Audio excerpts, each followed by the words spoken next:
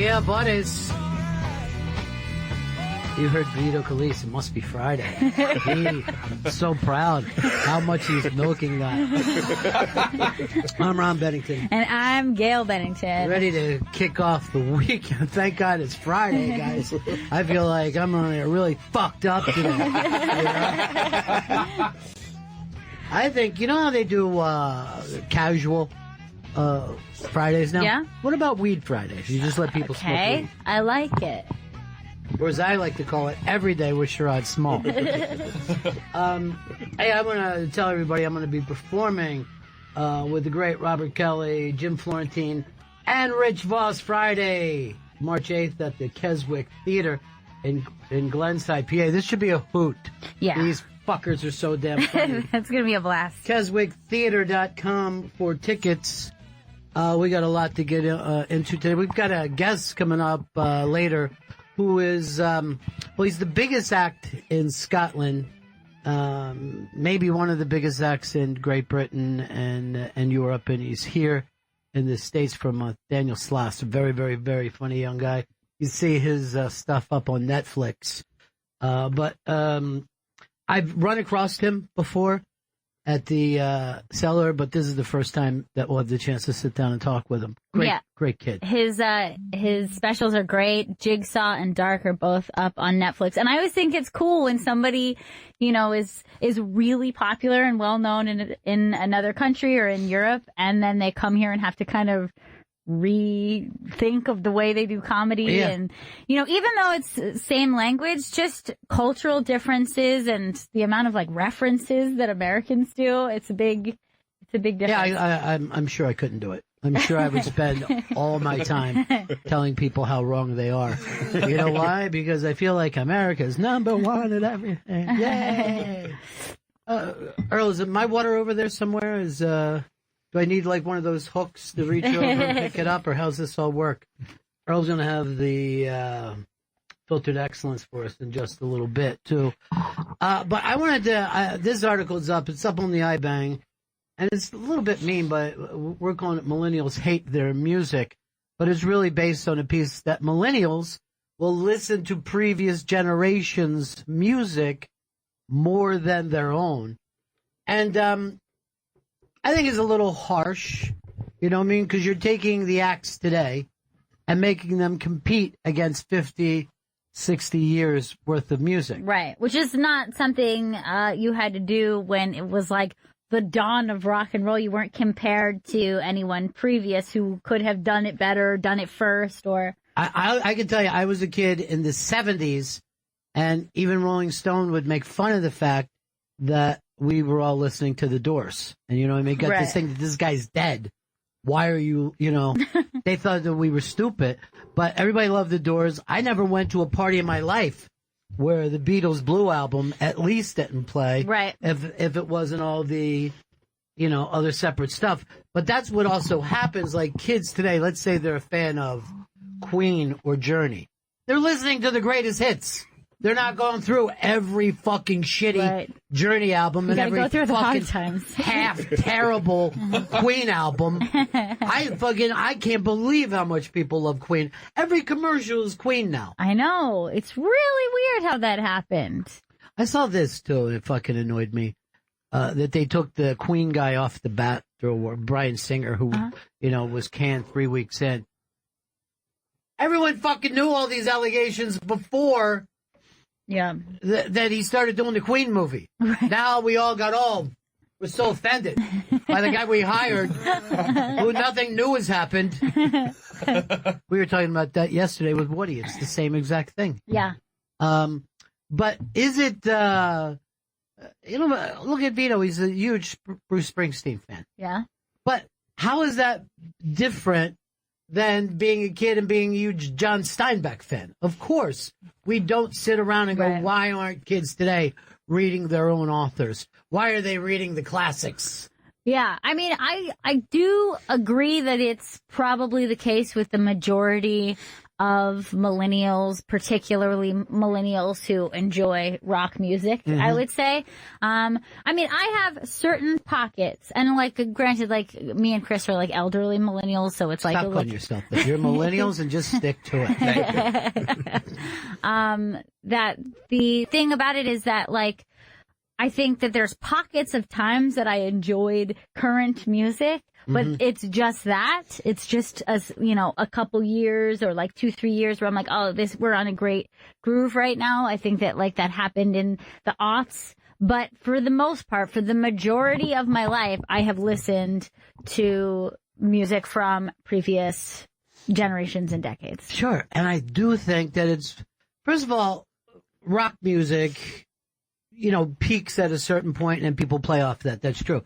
But the same is true of pop music. Pop music, other than the production, has it changed much? And hip hop is fucking 40 years old. Hip hop is not a new fucking thing. But do kids listen to classic hip hop? I think that some millennials do. Yeah, I think there's like Tupac and Biggie, which I guess is becoming classic hip hop. Now it is. First of all, yes, it is. In any way that you look at it, it shouldn't even be a matter of guess. Those guys died 20-some years ago. Right, and if you listen to Nirvana, you know what I mean, you would say, oh, this is a person who doesn't listen to current music, so it's the same idea. Absolutely. But if you look at my record collection, I'm just going to guess 10%, maybe 5 to 10% would be like current music of bands in the last couple years. Again, you are competing against 50 fucking years of great music. Earl doesn't listen to anything new. He makes a point of that. I listen to new stuff, but I find myself now that I'm getting older. Wait, first of all, you're not getting older. I am older? You're old. You're old as shit. That old? You're way old, dude. You're way fucking old. Mm-hmm. Go ahead. But when I do listen to new music, I find myself referencing other eras. And I was like, well, that could have fit here. Yes, that's very, very true. I remember when Gail was a Sublime fan when she was a little girl, and then I would say, well, this sounds like this, and this sounds this. It fucking pissed her off. You know what I mean? She didn't want to hear it. She said, just listen to this fucking album, Dad. There's a lot in Dad. There's a lot in here maybe you can pick up on. But yeah, obviously nothing exists without being somewhat on the shoulders of what came before it. But I will say, and this is the problem with the way people perceive youth, is that I don't think people would be happy with the idea if they didn't appreciate music of the 80s, 70s, 60s, and so forth. They would go, oh my God, they don't even know their history. You know what I mean? I think that they would have a problem with it no matter what. Why wouldn't they like the Stones? Why wouldn't they like the Beatles? Why wouldn't they like the Beach Boys? And I'm saying that's not even my generation. You know what I mean? Mm-hmm. But I remember seeing the Beach Boys in like fucking later 70s, going, this is fucking amazing. And I thought that it was better to see them then than to see them in the fucking 60s when they really didn't know their instruments that well. Right. You know what I mean? Where they were dependent upon the production. Because I go back and watch stuff from the Beach Boys in the 60s. I'm like, oh, this is pretty fucking cheesy. You know what I mean? But by the 70s, they had the rock thing down. They had the concert down, and you were basically seeing the Endless Summer album live. Right. Who fucking wouldn't like that? I mean, they're still doing that to this day. Yeah. And even though they probably, you can't possibly do it the same way. No, it's fucking excellent. It's excellent. All right, so a little hard on the millennials. And again, all you have to do is turn around and compare it to fucking novels. You know what I mean? Right. At no time did you only have to read current novels. It's always been an exciting thing if there's a novel that captures the zeitgeist. But in the last 25, 30 years, that's been almost impossible. Yeah. You know? What if you were the kind of person who's like, I've only read the 50 Shades of Grey. Right. To me, that's the only novels that exist. Well, those are. I mean, whether it's fucking Gone Girl or whatever, you don't know whether a novel that captures America is going to stand the test of time. Mm-hmm. It's fucking rare. What was those stupid things that they made the Tom Hanks movies into? Da Vinci Code. Okay, Da Vinci Code sold like fucking 35, 40 million. Yeah. And with no one could bring up the Da Vinci Code at a party. You know what I mean? Right. He was like, oh, I don't know whether you're familiar with Da Vinci Code. but everybody read that shit. You know what I mean? Everybody. The girl with the dragon tattoo, when that came out, the fucking train was just filled Right. with people reading that. This fucking girl's got a dragon tattoo. When Game of Thrones blew up on HBO, everyone started buying the Game of Thrones novels. And that was all over the train as well. Yeah. Well, look how that's turned out. There were people the other day that were saying, did the fact that they tie in with Bud Light somehow hurt them? And I'm like, it's pop art. Yeah. You know what I mean? It's not Doesn't. great art. Yeah, I would never say, like, I'm not going to watch Game of Thrones because I feel like they've lost their legitimacy. Like, there's a fucking zombie ice dragon, okay? Like, Also, the guy who created isn't like writing any of the episodes. There's nothing to do with how the show's going to end. He just told them in the vague terms how it's going to end, and then they let. No, that guy just gave up. I mean, who wants to write when you can just get paid? Yeah. That's what I he's am been not doing. even fucking blaming him. no. You know what I mean? Run with it. Who cares? Doesn't matter. It's all stupid. And I imagine those books were tedious. long descriptions. Let's go back to our thing. It's up as millennials hate their own music, which I do like that title better. Vito, what was the peak of popular music? What time? What decade? 80s. Really? Why? I feel like most of the stuff on my iPod when I was Well, give it to us. So, I mean, I had a lot of like Van Halen pop hits, middle Bruce All right, hold Springsteen, on. Born in the USA type stuff. All right, hold on. So it was basically Van Hagar that you're into. What year was like Hot for Teacher and All right, that was the early 80s. so Okay. like Hot for Teacher was on my iPod, like Glory Days. By the way, I'm just going to look at Earl and say, worse than both those fucking people, right? Like the most popular they've ever been. Yeah, that was. But you would never tell anybody that's the best Van Halen or that's the best. Yeah, that was the Bruce most. That was when they were like really pop But saturated. that's what when I was a kid, that's what got me. But now you're a man. We're talking to you now. Oh, now You're I not mean- a child Oh, anymore. now for me, it's easily the 90s. Hip hop, rock music aboard. It's the best era I like to listen to. I mean, like, Give it to us. So, just listening to, like early Eminem stuff or listening to Weezer, different, when LL Cool J had that comeback. So you're like, your thing is, I wish I grew up in the 90s. Yeah, I wish I was like born 3 years earlier. That's the perfect generation for me. Yeah. And yet it's a Pretty time. good. Most of those people thought, oh, our music sucks. Oh, yeah. Which happens 100%. all the time. Yeah, absolutely. Kids in the 90s kids were very hard on their own fucking music. Yeah, I think so. And I think like the Gen Xers already felt like a misfit generation too. I think that they felt like they were living in the shadow of the boomers who Right. had the music of the 60s and 70s that they could never compete with. I think like there was a lot of bitterness there. What generation for you, Chris Stanley? I feel like the 70s because with the rise of punk rock music. I think with like the Clash, the Sex Pistols, and CBGBs, all those bands. I think that was the. Here's the interesting thing. None of them were overly popular. Mm-hmm. Yeah. Clash probably had 2 fucking songs that played on FM radio. And I think the only big breakout band out of CB's was Blondie, who had Yeah. like across the board monster hits. And yet people kind of teased them because they thought that they were sellouts. Yeah, oh, they Like got, Blondie were almost like a band that you would secretly love. Mm-hmm. You know what I mean? You wouldn't throw a Blondie album at your party, start singing Heart of Glass at people, you know? Because it looked like, oh, you acted like you were a punk. It happened the same way. What was the ska girl who blew up as a pop Gwen act? Stefani. Yeah. Yeah, she was like the first Gwen Stefani, Right. you know? Where you weren't supposed. All right, Earl, what about for you? I'm gonna say mid '60s through the mid '70s. Mid 60s to mid 70s. He's taking a decade and inventing his own. Unfair. 66 to 76. No, because that's kind of when pop became art. And Give us examples. Spectre, the Spectre sound. He killed women. What Burt Bacharach was doing, what was coming out of the Brill Building. And then you got the Beatles, and then the Stones came into their own as songwriters. And then soul music kind of elevated with Sam Cooke and Otis Redding and Motown, you forgot fucking Motown. The Motown sound, and then Philly International. Thank you, Earl. Thank you. That for all doing kind that. of. Yeah.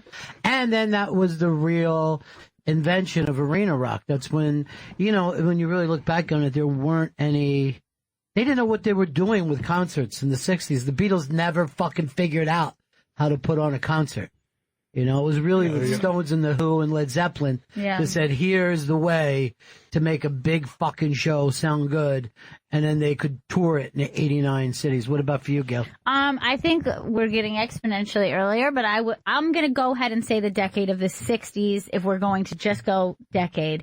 For all of the reasons that Earl just mentioned, but I think you lay the groundwork in the 50s and then you kind of perfect rock and roll, you perfect soul, you perfect the Motown sound, everything. All of that is getting honed. I would say also British invasion, everything about the 60s. And I would say literally everyone's answer, I listen to huge pockets within all of those things. Everybody does. But I think you probably have to say music became, modern day music became what it was in the 1960s. The 1960s, I think, until throughout the 70s, pop music, and by that I'm including rock music, rock and roll, that was the internet. All right? That was the internet of that time. If you didn't understand that music, you did not understand the present. You know what I mean? Mm-hmm. So parents who were like, this is all just noise. Yeah. They were exactly like if parents today would say, get off those screens and get out and enjoy life. You didn't understand. That's how you connected to your generation. Right. So I would make the point that what really killed rock was the internet, that there were other ways of expression that weren't done through music. Right. Like when I was a fucking kid, not only did you listen to music, but you better be ready to discuss it. And I just don't mean what is the better album, but what do these songs mean? Yeah. What is our generation going to do? How are we fucked? How did we get screwed by the generation before? No one does that listening to music today. Mm-hmm. No one says, I heard this song that changed my life. They say, I heard a song that entertained me. The same could be said for the cinema of the late 60s into the 70s. That was a time to see a movie, discuss it, roll around on the floor about it, say, I saw a movie that's changed the way I'm going to vote. You know what I mean? Like, that isn't done anymore either. It's just like, I'm going to sit here and jerk off to this film. You know what I mean? That's happened. The internet is the only thing that matters. And the thing is, we still don't know how much it matters because it only seems to matter for a second. Yeah. You know what I mean? It only seems to matter for as long as that meme. Culture is moving so quickly that there's no way to kind of follow it. Unless you're a young person, then I think you probably know how to move with it better. Like you're born into that pace. Like I think about with my baby and her growing up, all of that stuff where you go, oh, you should go out and play with your friends and don't look at and don't be on the internet. You're basically asking that person to be alienated from their generation and their time. But I would also make the case that because it's moving so fast, is that even culture?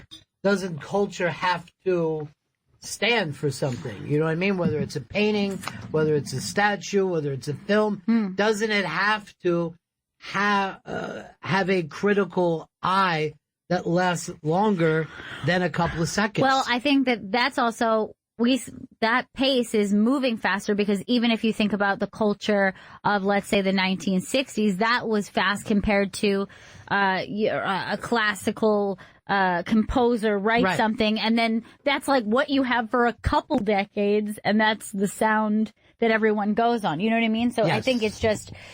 But we're also saying that stuff does last.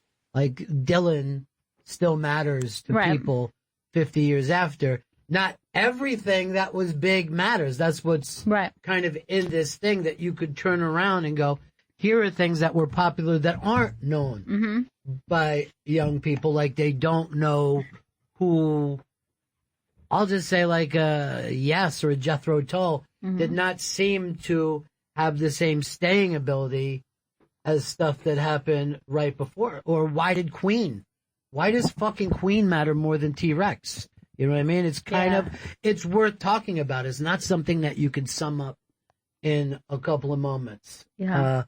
And that's why we need people like Earl and his crazy filtered excellence, because Earl, you try to go through, and you put this up on the iBang every week, but try to say, here's the stuff this week that matters. What do you got? Art, film, music, culture. These are the things that fill our lives. But you need a filter to save you from the shit. The Bennington Show and the Interrobang.com present The Filtered Excellence.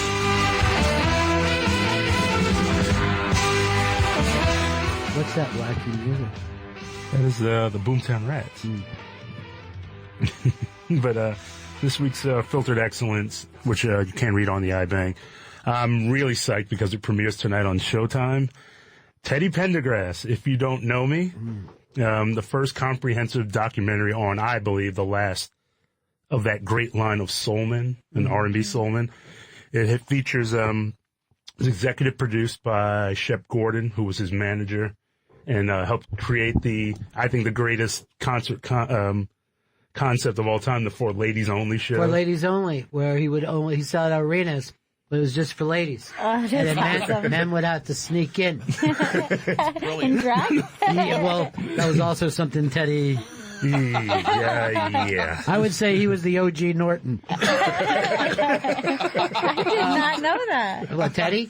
Yeah. Well, when he was in that car accident, and the one that he was paralyzed, the passenger with him was a trans, I guess, streetwalker. It would be the best way to say. I'm trying to use all the stuff to be woke. Yeah. And I'm think just that saying sounded good. trans rather than the that's word we fine. would have said.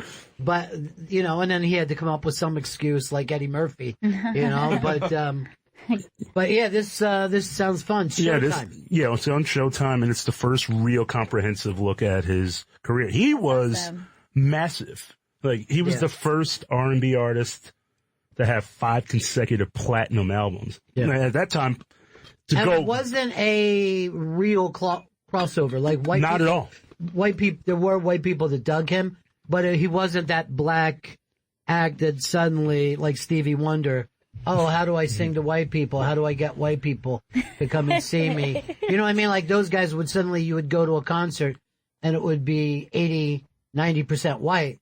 Teddy Pendergrass stayed a black act for black audiences. Yeah, I mean, and the live shows were epic. They were just legendary to the point where I remember as a kid seeing Jet Magazine, and there was a picture of him on stage at the end of the show, and the stage is completely covered in underwear. Yeah. Lingerie, bras, and teddy bears. Well, he always, the weird thing is he had that Rod Stewart thing where he was big in a group, and then his solo career was even bigger. Yeah, he was in Harold Melvin and the Blue Note. Which was a unbelievably great vocal band. All right, what else you got, Earl? And we also have remastered on Netflix. It features the other great soulman, Sam Cooke. And it deals with what happened that night he got killed. And it goes into how his legacy has been completely whitewashed in the sense that he had all these great hits, but at the same time, he was very active politically. He was very active on a social scene. He was starting to move into other circles. He was starting to have, he wanted to have his own label. He was going to do producing. He was tight with Ali. He was tight with Malcolm X. You could argue the fact that he's the greatest singer of all time. Yeah, I mean, it's unbelievable. I mean, basically the entire 60s. So he was shot by somebody's husband, was always the line. No, the story was he met a girl at a party. They went back to the Hacienda Motel. The story was he attempted to rape her. She took his clothes. He goes into the manager's office and she shot him because he was apparently, like in a rage, she just sees a naked guy coming at him, a half naked guy coming at him, and she shoots him. The same woman that he tried Not the hotel manager. Okay. He breaks into the hotel manager's So you're office. saying they're not buying this story? Something about this stinks to high. Yeah, there's a lot of holes in it, mainly because... Can a soul guy die without it being a cover-up of some murder? I just went through the James Brown thing the other day. Can they just die? Marvin Gaye's fucking weirdness? Well, there was allegations that, the woman was a prostitute, that it was... that don't mean you can rape her. Well, the other thing was that he had, close ties with the Nation. And he was... The rumor was he was going to join the Nation of Islam because he was tight with Ali and Malcolm X. He had Yeah, some... I get all that, but are you saying that the story doesn't ring true? No, not at all. Because Etta James, who said she saw the body, said, "Okay, I'm hoping to see a body with bullet holes in it." She goes, "He looks like he was beaten half the head was almost taken off his shoulders, body was completely bloated." And he had gunshot marks. Oh my God. Gunshot wounds. So Earl didn't do it. He's just reporting the news. Graphic. And there was a quick autopsy and a even quicker burial. And Where did this take place? L.A. L.A. Well, you know what they say about those fucking guys. Don't get me into that. All right, give us another one, Earl. This one Vito tipped me off, too. What? Oh my God. Wait a minute. Here's the best place to get sketchy of your time. You're gonna love it. They got a nice Foyadell. Vito tipped me off of this new series on Netflix. It's called Trigger Warning with Killer Mike. Killer Mike's from the group Run the Jewels. Very politically active. He's always on Bill Maher, and he's a big Bernie supporter. And he does this series tackling issues on things that affect the black community, like unemployment. Is there any white excellence, Earl? Is there a nice Johnny and Ninus? We haven't seen one yet. It's Black History Month. I'm going to tell you right now, I'm reading the Chris Christie book. Mm-hmm. Fucking fascinating. What a crazy bunch of shit. Really? Now, is it kind of a tell-all? Like, do you feel like he's stepping out of line a bit or no? I mean, I haven't finished the book, but, he was the guy putting together the transition, and they just yanked him, right? And he had like 30 fucking volumes of how to set up Trump's government.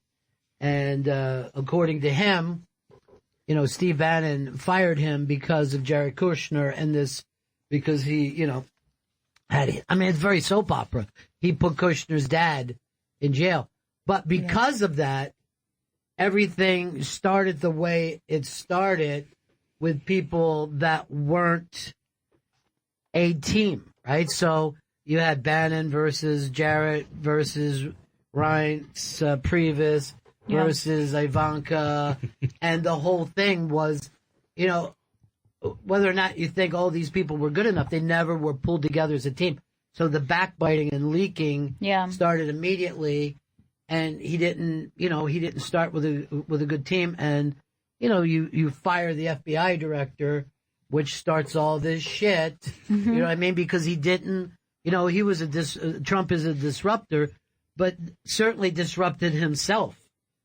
You know what I mean? Certainly put together something that was going to be crazy, and they were fighting with each other and leaking as much, and it's just fascinating. You know what I mean? It's fucking really, and then you got to get into I was born in Newark and raised in Livingston. I'm like, that's not why we're reading the book. I don't care that you got benched the senior year of your baseball team and had to sit on the bench, even though you were the captain, and had to watch them go on to the state championship. Let's get back. What did Bannon do? So I know white stuff doesn't interest you or Vito, but at some point, throw us a little bit of popcorn, something for ourselves. It's filtering all the white out of it. Yeah, that's what we're filtering. You're right about that, Chris. All right, great stuff. All right, what are we going to next? We're just going to break, and then coming up in the 4 p.m. hour later today, Daniel Sloss. I just want to mention one more time, Robert Kelly, Jim Florentine, and Rich Foster, some of the funniest fucking comedians. If you know them from other ways, but have never seen them live, they're amazing. And I'm going to be performing with them at the Keswick Theater in outside of Philly in Glenside, PA. That's the KeswickTheater.com for tickets. It's going to be a really fun night, and all these guys kill me. I'm really looking forward to all of us getting together. All right, so we'll take a break. Right back, Bennington. Faction Talk 103, it's the Bennington Show.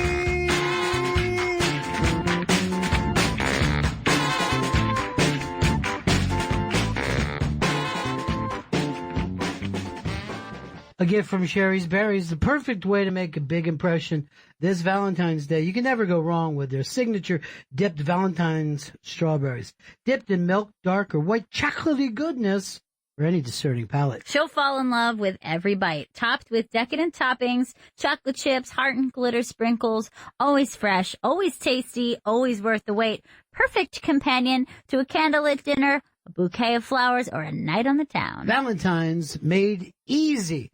Arrives fresh with 100% Sherry's Berries guarantee. Ships anywhere nationally. Gives sweet somethings to your long-distance love. Valentine's Day is right around the corner. Send her to the Valentine's gift of her dreams at the price of your dreams. Starting at just $19.99 plus shipping and handling. Plus, order now and make this Valentine's really special by adding a dozen red roses for just $19.99 more. Shipped with your Sherry's Berries at no extra charge. Go to berries.com, click on the microphone, and enter our code Bennington at checkout. That's BERRIES.com. Click the microphone and enter the code Bennington. Order today. Faction Talk 103, it's the Bennington Show.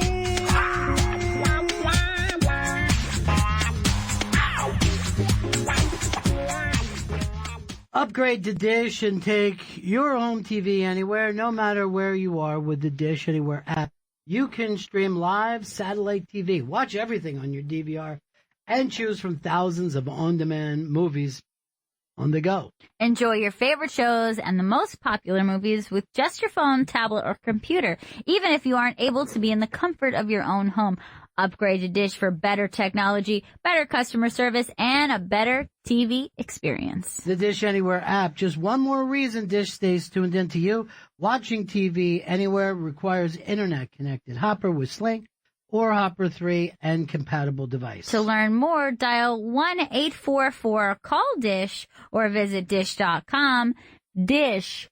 Tuned into you. Beep, beep, beep, beep, beep, beep, beep, beep, beep, Friday, Friday. What happened to that girl? What was her name? Rebecca Black. Rebecca Black. It seemed to me that she was on her way, you know?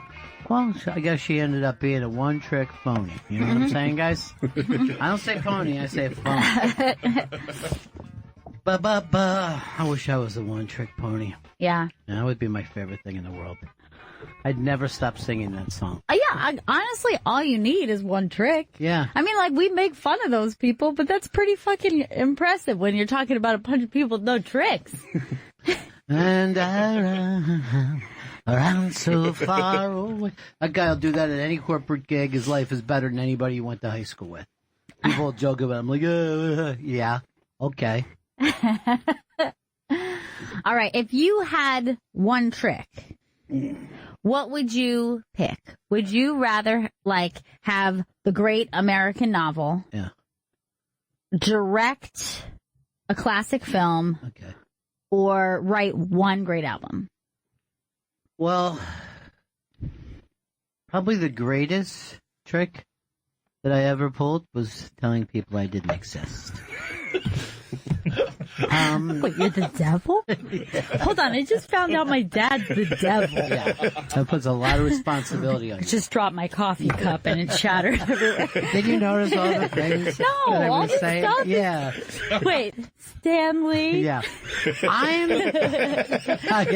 I'm good at lying once I have a word. I can't do it unless I see a word there. I don't know know, like you probably would be cool just to tell people that you wrote the usual suspects. The guy who did, though, is an accused pederast. So, oh boy! So not that guy specifically. I call him the worst singer in America. And it seemed like he tried something with Mr. Robot too. Oh, you think? No, Mr. Robot put out a thing like I had an right, uncomfortable time. I really don't want to talk about it, but I really get where everybody's coming from. And that makes you think, even if that guy got accused, he still kept fucking going. and Rami, you're 39. You know what I mean? You should be at the fucking age where you can handle a pass or worse. Right. I mean, just because you look like a twink. You know what I mean? You're just like, I'm very sensitive. I wonder what he looked like when he was 19, if he looks like that when he's probably Dan Natterman. Dan Natterman. Hey, Bennington, it's me, Dan Natterman. I'm going to start a conversation and then get real quiet and weird. Get very awkward. Writing the great album and not being able to follow it up is kind of, that's disappointing. Yeah. But I think if you write one great novel, we have people who've only written one great novel, right, and have spent the rest of their lives being called a genius. A Harper Lee, if you will. A Harper Lee, exactly. Yeah. The other guy who disappeared into the fucking woods, never to be seen again. Salinger, J.D. Salinger. That can't be it. What was it? It was, so that, I mean, we do have something to that. Yeah. Well, that's probably the one with the most worth. However, I agree that that's the correct answer. I think that my personal choice still, just because of the love affair I've had with it since I was a kid, I think it would still be to like write and direct one great film. Do we have anyone who's ever done that? Interesting. I mean, one great film. See, here's the thing. Not did it and then walked away. They did one and then they got exponentially worse. And that happens a lot. Yes. But has there ever been someone who's like, it's a one and done situation. Congratulations, world. I mean, I think Billy Bob did his first film that he directed could be considered a great film. And then the next one was like a nightmare for him, dealing with Harvey Weinstein, all the pretty horses. That apparently he shot, 6 hours, and fucking Harvey Scissorhands came in. So, I mean, I guess we could say that. And, I mean, really, Coppola probably directed 3.5 great films in his life. And he's still considered one of the greatest filmmakers in the world. And yet, I mean, nothing looks worse to me, personally, than directing a film. Oh, looks like a fucking nightmare. And you hear about people whose fucking hair turned white or fell out or whatever. Yeah. It's like a very short, condensed presidency. Like the way a presidency can just age you. Oh, so you get 8-9 hours a day to watch TV. This presidency is not aging Trump. Hasn't changed his life at all. In fact, I think he's like sucking the youth out of the country. Yeah. Like he's getting stronger. Yes, America's gotten older. But I will say, I don't know, I really do feel like that. Out of everything to be proud of, I think there's a novel. Right, I agree. Now, I would imagine, Earl, your answer would be one great album. Something Stevie Wonder never pulled off. Hey, did it multiple times. I think the directing the classic is tough, because you do that one. I think of Orson Welles. His first movie is considered one of the greatest movies of all time. And he's made, I thought, pretty solid films, but he was never able to hit that pinnacle that a Citizen Kane did. I didn't even think Citizen Kane was a big hit either. I think it was just later a critical hit, back when we used to have critics and a discerning culture. That doesn't happen anymore, Yeah. I don't think anyone gives a fuck who's directing the film these days. No one knows who directs films now. Yeah. I mean, there's a handful of guys that we love, but most Americans wouldn't even say that. Yeah, like there's probably everyone has like a couple that you'll go see a movie by that director because you love them. But I would say there hasn't been like a new one in a long time where I'm like, I'm going to follow everything this person does. I mean, you're saying that because you're thinking of people you know, but the American public isn't that way. True, right. They don't care who directed Spider-Man or Black Panther or whoever, probably even know. I wonder too, like, you know, the way when you look back and you watch Citizen Kane, it's pretty remarkable because I think you could just watch it and be like, I don't know what the big deal is, but it's just like, it literally was like the first movie in many ways. Like, it was just like, no, now we know how to do it and I'm going to lay it out for you. This is how you create drama. This is what you do visually. This is how you build a character. Even do different stuff, like the head interviews, like in a movie. Was just really like it's cool, and imagine never seeing that before at all. Yeah, and the lighting and the shots, all that kind of stuff. Because a lot of times, like before that, they were just shooting a movie like it was a play. Right, exactly. Just, two people come walking across the stage. And the biggest deal you could do is like just put the action in one spot and then like just put a camera on wheels, and they're like, "Oh my goodness, you've really done something there." And that was like pretty much like. Fuck. We're going to take the camera from left to right, and it's going to look amazing. You know, one that you didn't bring up is the Great American Play. That you could direct write a play that will get done over and over and over. And Death of a Salesman is a perfect. Of course, yeah. That guy was considered a genius, but he only probably had one. And the thing about a play, too, is that you are the writer and the creator and the god of that play. You know what I mean? It's not like if you write a movie, you're almost like lowest on the totem pole if you're not writer, director, producer, personality who's already done something. You know what I mean? So the playwright is like God to the play. Well, the funny thing is, and I don't know whether it happens as much, but I used to watch a talk show. And these actors would brag, like, I improvised that line. But most of the time, it was like, get your ass home, and they changed it to get your fat ass home. Right. You know what I mean? And they would go on fucking TV and brag. That was improvised. But once you set up everything, who cares if you change a line or two? I created the premise of this whole situation. Right, exactly. I built the structure for you to... I'm fucking Chris Guest, motherfucker. Although, like, what was the first of the comedy movies where it seems like they started to do that thing where they, like, set up the premise of it, and then they just shot, like, 50, 60 jokes on the same thing? What was that? Like, recently or? Like, yeah, like maybe like 10, 15 years ago. I think, like, the Apatow gang started that thing, like, okay, we got it, now keep going. Yeah. And then they show you all the outtakes. I feel like it's emboldened actors to feel like co-writers of... Right, and the weird thing is a lot of those Apatow guys went on to... write and direct their own plays. I mean, they really did get emboldened, and all of them feel like I'm a very creative person. I'm a creator, and then it actually ended up happening. Right, that is true. And since the premises are the easiest things that they have. Right. That does help. The Apatow ones, I remember when they first started coming out, he was like the last person still like using the max amount of film that you could like hundreds and hours of on film because he just kept doing so many takes. Because it isn't film.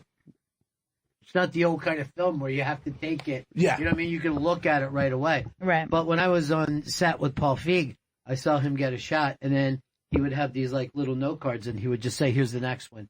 Here's the next one. Right. And, you know, he's got these really funny people who would slam this line down, and then they would get an idea and do something different. And then I watched the movie later, and I couldn't remember what was done first and what were the other ones. Right.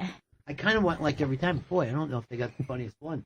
You know, the whole time I watched the movie. Yeah. Well, you know what? That is interesting, too, because I remember feeling that way about SNL when I saw the rehearsal, then I saw the live version, and there were jokes changed, things that got switched around, things that got moved, and is it just because it's your first impression? Because I kept I on would being like say that. yes. Everything was funnier the first time. That's why I never like a director's cut. I feel like, oh, this feels weird now. Right, because you're just like, this was the story. I saw the story. It was locked in my mind. And now you're giving me something else and I don't like it more. Yeah.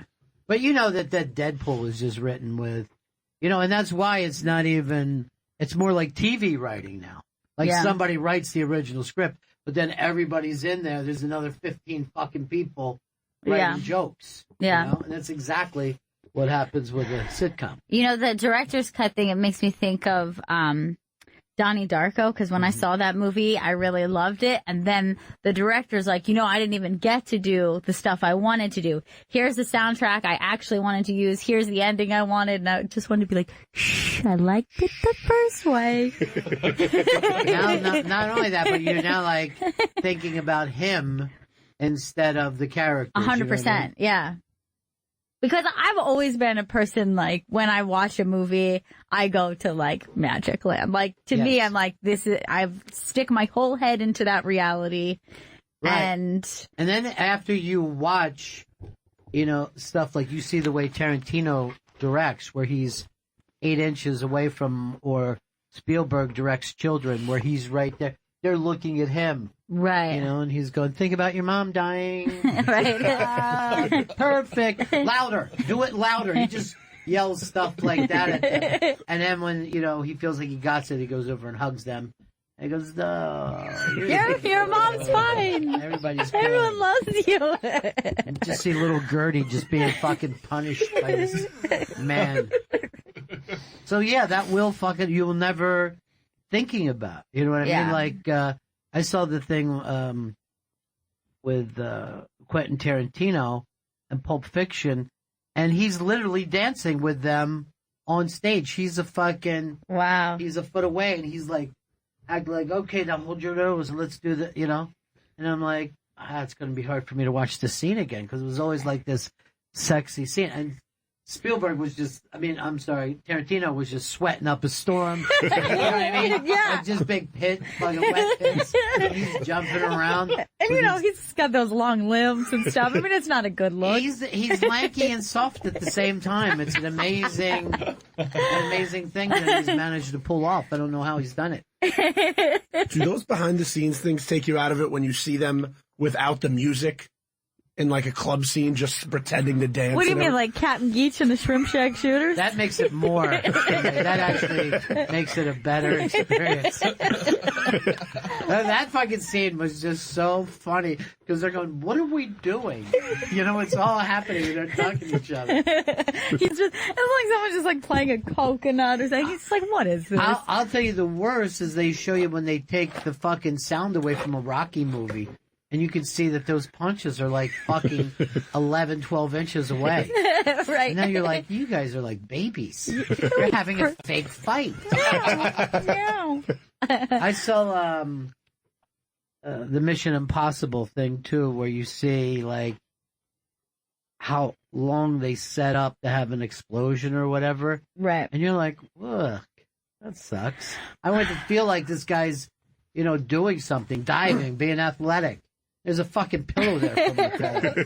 I'll give you another one that this was a really strange thing was, maybe after the first or second season of Mad Men, they did a photo shoot for some magazine, for some website, and it was all these really cool black and white photos of them behind the scenes, but then you see they're all still in costume and they're holding their iPhone. They're on a laptop. They're like, felt like you're nuts. A good portion of those actors I knew for the first time from watching that show. Most of them have gone on and done other things, but to me, they existed in that world, you know? So it was very strange to see them in modern times. Like, look at how fantastic this photo is.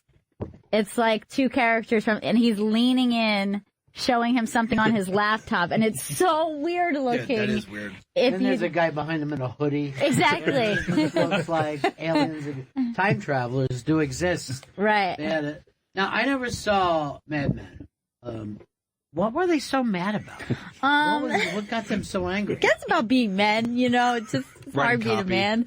He's really pissed about copy. By the way, I got the smallest amount of water today, almost like you got the same way. Hey, but I'm just wondering, it's just like, You know we're what just is? crushing It's the new interns. I'm The blaming new them. interns do not bring adult amounts of water.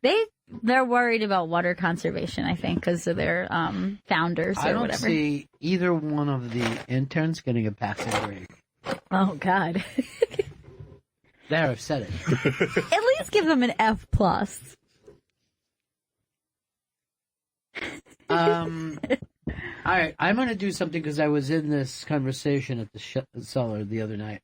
And I know.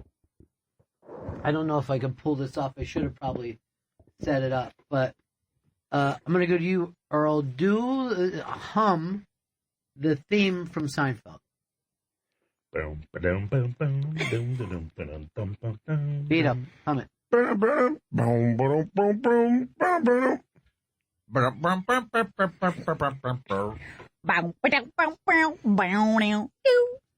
Someone said to me, that's such a great theme, and I'm going, hum it. And every person who hummed it different. Not any one of our four Not sounded one the of them. same. And I honestly think it's the worst theme ever. I always felt like it was a distraction to the show. Give me the Friends theme any fucking day. Absolutely. We all know it. It doesn't. Well, here's the thing. It doesn't fit the show. It doesn't No, seem there's like nothing jazzy about those something that guys. they would like. All right, Chris, find theme from. I should have went to you, and we could have put it up here, but I just rethought of it again. But I'm going. You like the show so much that you think you like the theme, but I always found it to be nothing, no thing. All right, and in my opinion, I think one of you came the closest. Now, Vito, you do it.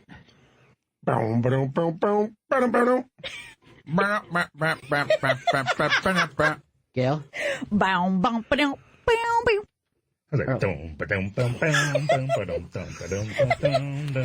Now, in my mind, Earl is closest. Okay, I think it's Vito, and I think farthest is Chris. What? Well, it's always going to be farthest is Chris. First of all, when he first did it, I thought he was humming, "Man, you know what really drives me crazy?" I think he was. I think you nailed that. All right, now let's take a listen to it. I made some. No one was close. I made some mistakes. All right, let's go for No the top. one was close. Go then. Go Try for to do it again.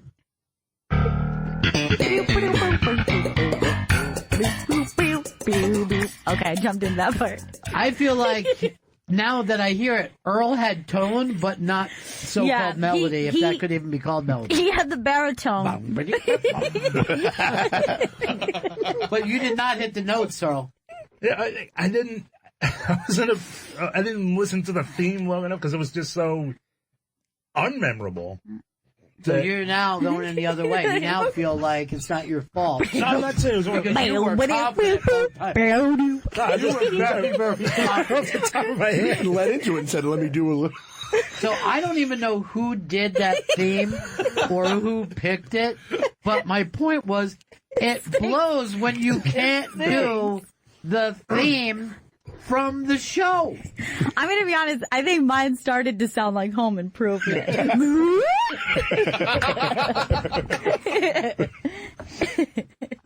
Isn't that fucking funny, though? There's the most popular sitcom ever, and every other sitcom you could do, Yeah, I really fucked up that opening. I mean, I didn't even come close to that opening. All right, now that you know what? Let's even just play it Okay. and see if you can do it now that it's already played. Like, with everyone do it along with it? No. Okay. Just play it, Chris.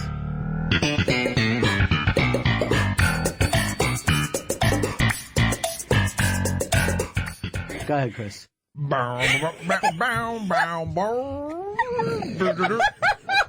Vito? That's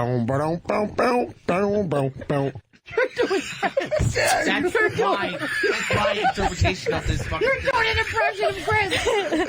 Okay, ready? Yeah.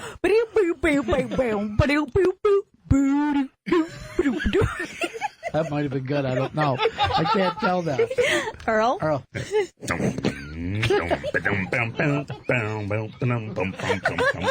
All right. We're back where we started. Earl's the best. Earl's the best. Because he has the baritone. That's all he has. That's all they're doing. I bet if you said to this guy, play your fucking theme, he couldn't do it. Wait, can I hear Chris's one more time?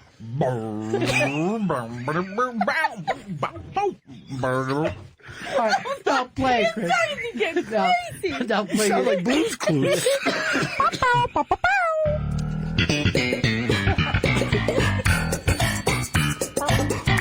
You can't even do it along with it.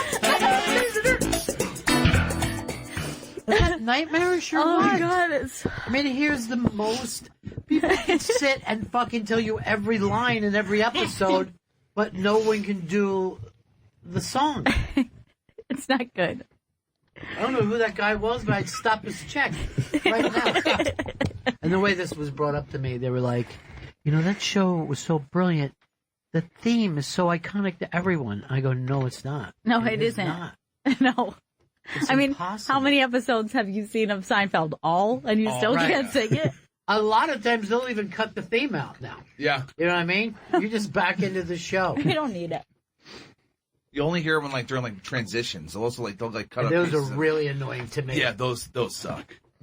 See if you can find a transition. Because it's so short and it just doesn't move the story enough. And you know, Gail is correct. They're never out at a jazz club. There was the one jazz guy who fucking ruined his mouth giving a fucking face to Elaine, and even that story was ridiculous. Why? Why would he not be able to play the horn anymore? Doesn't make sense. All right, here are the transitions. This is Okay. a compilation.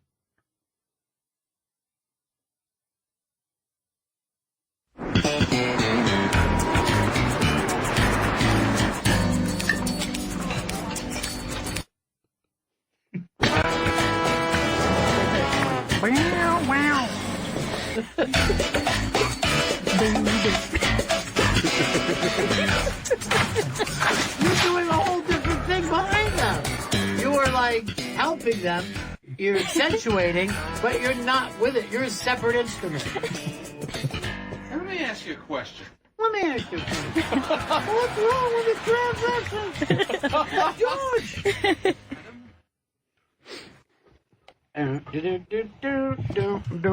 George's parents' house is my stepdad's house. Okay. This sounds like a fucking thing right from the show. No, it's they didn't pay them or anything for it, but that is his actual house. Why didn't they pay him?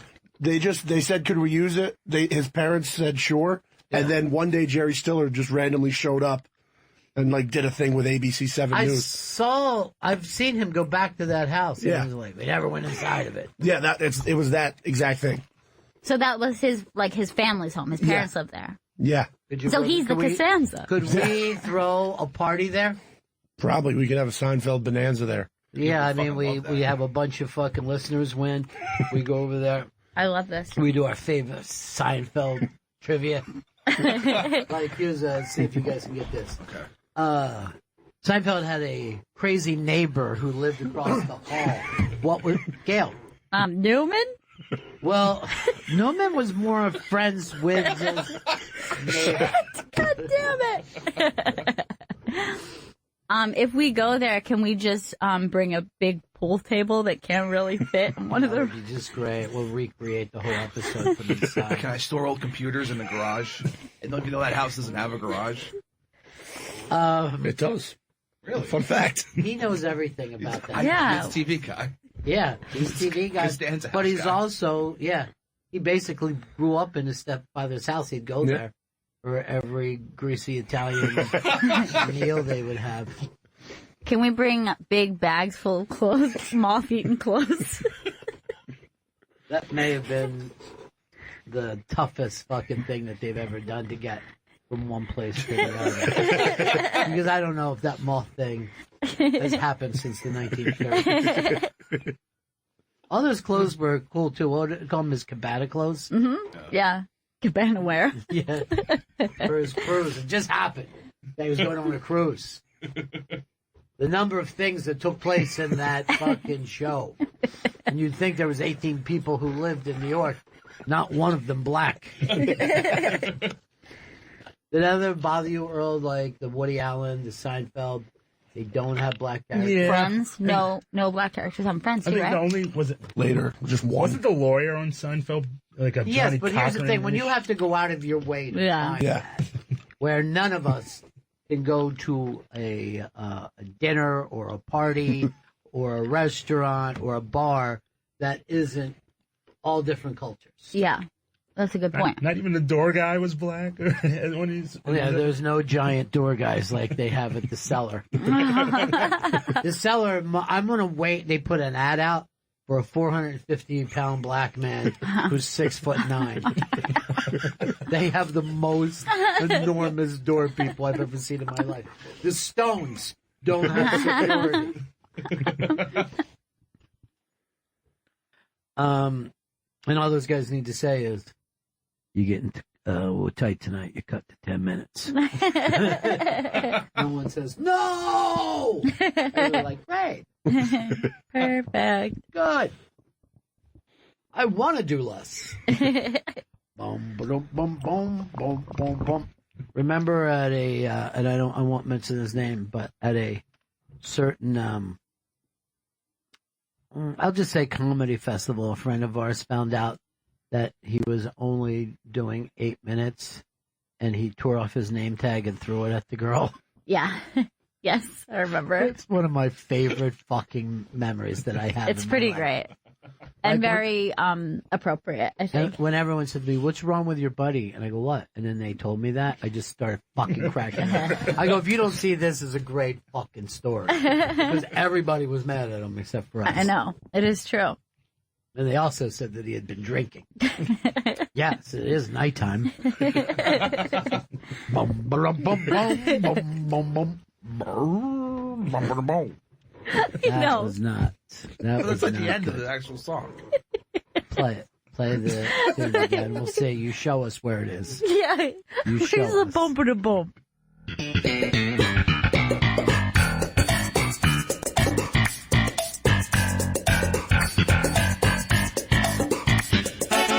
That's what Oh, that's that's more of a burp, burp. Yeah, what is that? A car horn in this fucking song? Do we got a break here, Chris? Yes, we do. Because I want to keep them on time today. Because it's a big Friday. Bennington Show.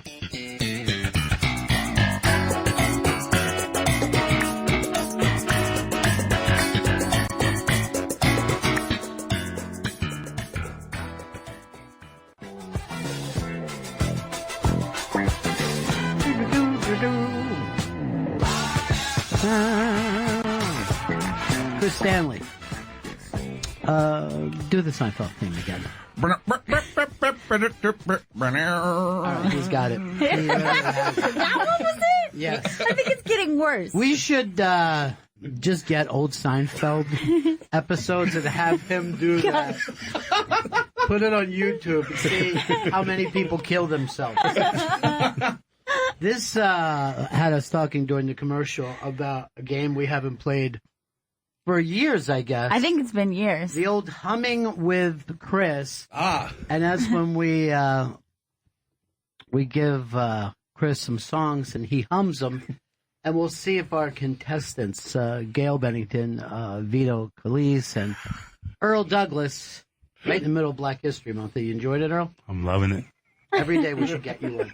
Every day. Oh, that's a good idea. All right, so the way this works, and of course you can play along at home, is I'm going to put my earbuds in Chris's ears, and some people might be grossed out by that, but I know for a fact he has the cleanest ear canal oh yeah. through pens, knives, Paper and clips. sticks. So Chris, stay where you are. I'm going to come over, put these earbuds in your ear, play a song, and I'm going to try to keep it low enough that you guys can hear it. Okay. But just yell out your name. I'll be the judge of this since Okay. I'm picking the songs. Great. This is very exciting. It's been a while since I've been up here. Well, you're in the same spot. Just put your earbuds in. You know how to do that, right?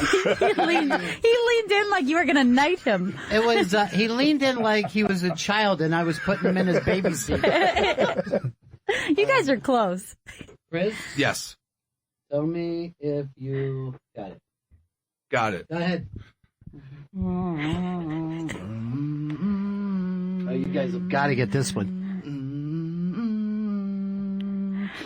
Okay, I'm going to take a Yeah, guess. go ahead, Gail. Is he singing, ooh, child, things are going to get That is easier? correct. Is it really? Wait. Say that No, again? you. Oh, that's not correct. You don't you think you have to do it. Keep your earbuds in and keep humming. He's so bad at this that he even thinks that I was singing with So you haven't looked on the phone to know what you're doing? Don't bother. Just keep humming away. Am I correct? No, you couldn't be further away. You I guys don't have think a he's guess? counting. All right.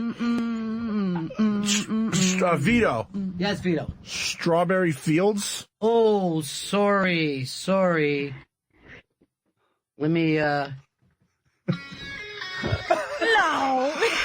You guys didn't get this? It's a gigantic song. why did you say yes to Ooh Child? I thought I heard Sweet Child. The child thing was just a coincidence. You were basically humming the Don't bass do line. anything else. Understood. Earl said was he humming the bass line? No one knows what he's humming. We can't figure it out. All we know is that it's very stupid what he's doing. All right. I thought I nailed it. I think you guys, the contestants, the ones that look silly. You said yes to Ooh Child. Which, by the way, would have been amazing. To nail it that quick. Keep your earbuds in, They're in. Chris. Here we go. Tell me when you... Got it.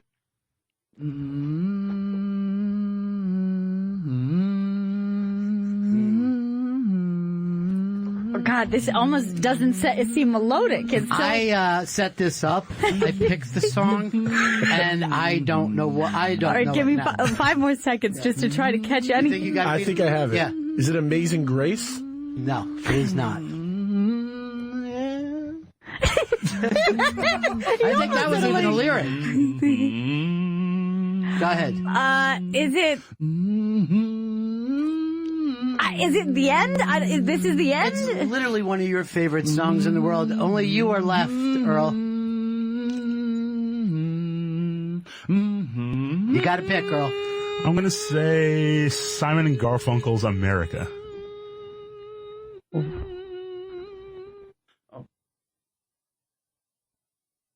Oh, hold on, let me just get this going. No. No. You're so off. I literally sing this like every day to my baby. No, Chris. No, Chris, not even close. I'm crushing you guys. You're not winning. How about You're the freak show that how we're about that playing when you with. could actually hear him humming along? You didn't make it. Do that one, yeah. Yeah, he There went is from a a yeah hum. in there. He went from a yeah. I think you guys get this one. Do you think in charades people aren't supposed to guess? I want you guys to guess. You guys are the ones who look silly. Look, I honestly feel like I've nailed both these songs already. Do you feel like this is maybe a disability? Like, Yes. like this is actually something that you could get like handicap parking for, I Like feel. a level pass tone deaf? He doesn't drive. So, all right, are you ready, Chris? I am ready, Ron. All right, this is of course a rock classic. Oh, good. Give me something easy, Ron. Yeah, should be. You know what's fucking me up is this room. Oh, you got it, Chris. Got it. Go ahead. Gail, Yes. is this El Scorcho, Weezer? Nice try. No, it is one of the most known riffs of all time, and I don't hear it. Earl, Yes, sir. Satisfaction? Nice try. Ooh, good one. Good You catch. just went that off of riff, didn't you? Nothing else. Vito, is it My Sharona? No, sorry. I actually thought he's got it.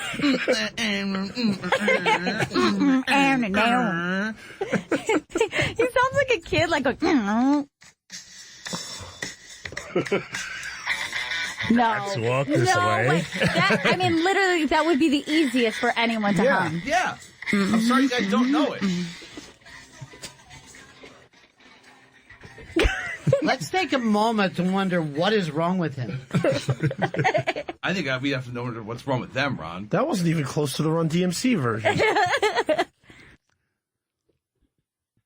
I'm crushing this yet again. Crushing what? There's something really wrong with you. There's something incredibly wrong with you. I just wish I knew what it was. I'm telling you, Ron, when I'm humming these songs, these classics, I feel like it's the exact, like I feel like it's too easy for everyone else. Like that's the problem. Like I feel like I know these songs, and I know that I'm humming it so well that there's no chance anyone can get it. Could we get like a researcher, like a scientific researcher who understands the brain and find out what is disconnected in his fucking head? There's something wrong. There's something truly wrong with him. Can't discern like melody or. Yeah. We don't know what's wrong. But he doesn't even seem to be, okay, if he was tone deaf, he doesn't even seem to be following like the rhythm, like the correct timing of the notes, let alone the... Let's try one of the most famous songs in the world, known all over the world. Okay.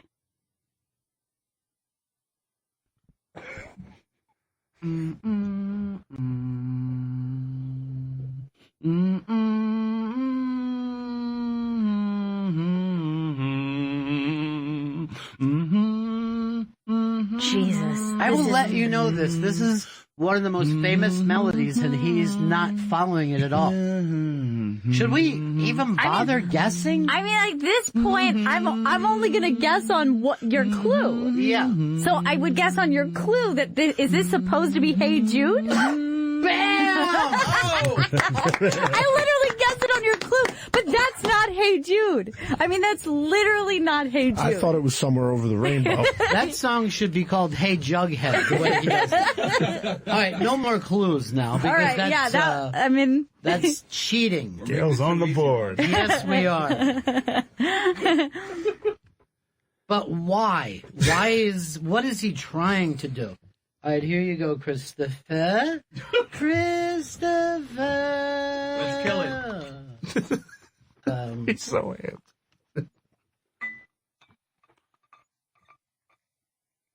This is a very, very covered song, so I want to try to get somebody who's fit. All right, go ahead.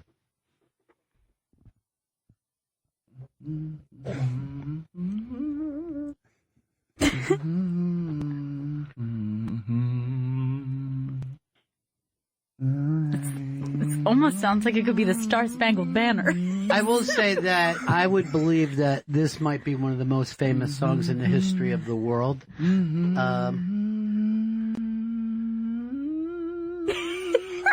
Does it go that high? Is he hitting a correct register? I have no idea where he's going with this. I'm going to guess My Girl by The Temptations. Nice try. I don't think it's this, but is it Silent Night? I think I heard a little bit of it. I know what it is now. What do you get? Know what it is. What is it, Earl? Over the Rainbow? Let's see if this sounds anything like it. But there was a that's the beginning of it, which I didn't even know. This is the original opening, yeah. Were you singing that? Were you humming that? I was humming that as well, yes. Okay, so that made it even more confusing. Interesting.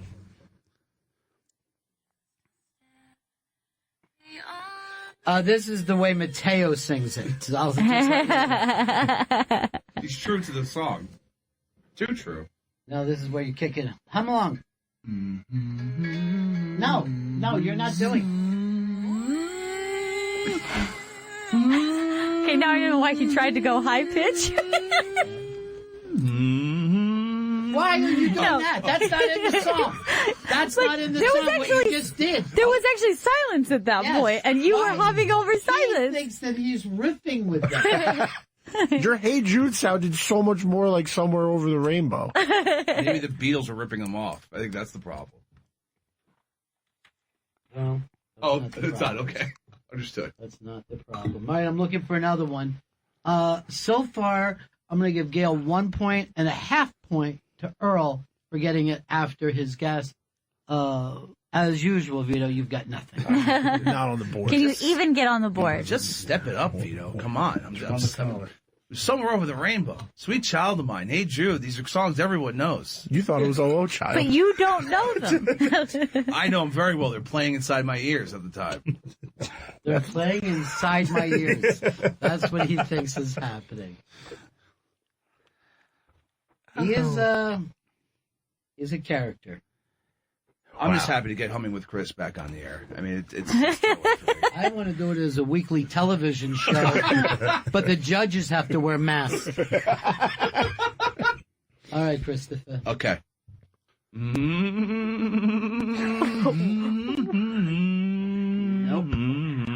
What was that staccato part? I don't know.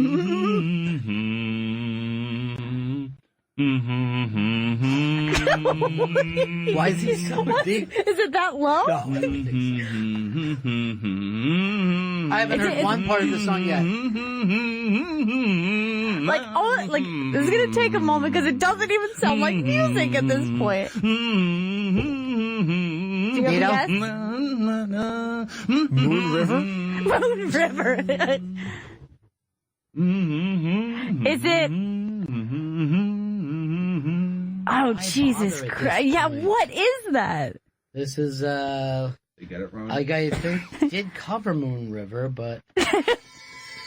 He said the river? Yeah. What an idiot. You're kidding.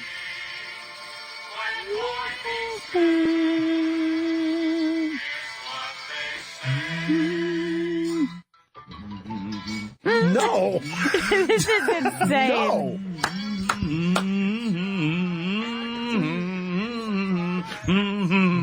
What is he following? It's not bass, it's not melody. He goes the opposite of everything. When the song goes down, he goes up. I was wondering, what could be this bass that he was doing? He was just... But he wasn't doing the bass. That's the amazing thing.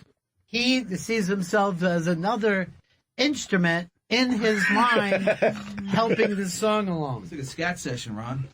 Does that mean that you're shitting all over this? Yeah, accurate then. What's the fun in everyone getting everything right?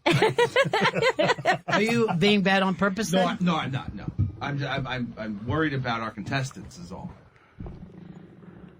I understand that you're trying to be funny, but you won't he just...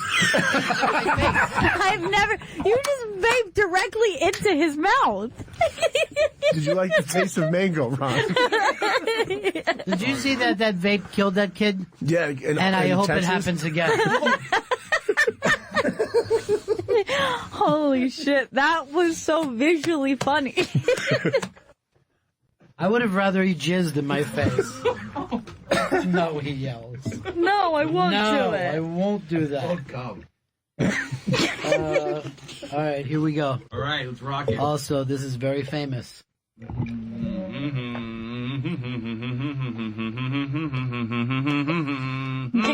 Gail? Yes, Gail. Is it supposed to be Satisfaction? No.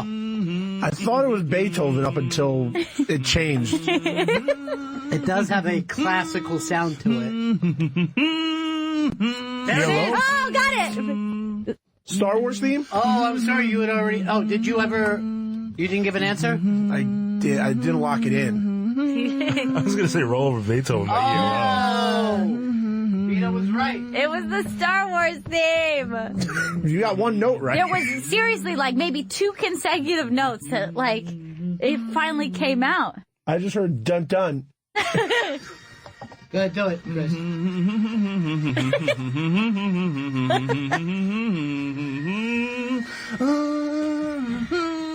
Closer. closer. Yes. Closer. This classic, you're kind of close. I think his problem is he can't breathe enough. I can breathe just fine. Oh, you think the weight's the problem here. Your weight's the problem, Patty.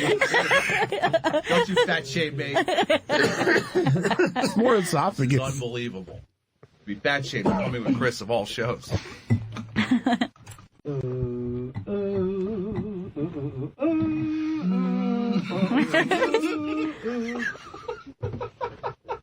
All right, here we go. Back into it. Let's do it. And I'm going to stay with songs that every human being should know. Okay, I like this because he was pretty close that time.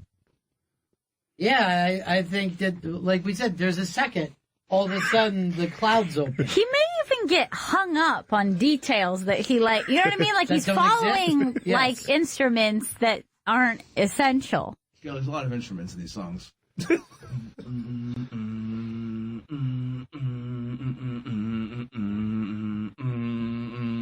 Is this a Mr. Perfect theme song? dun, dun, dun, dun. Every song sounds like the Mr. Perfect theme song when Chris Stanley's there. I will just say this. I heard a note that made I did. sense. I heard a note. I don't know what it went to. But it, Part of. Again, Okay. one of the most famous riffs in the world. If anybody want to try before I do this? You really got me by the Kings. Jumpin' Jack Flash. wow.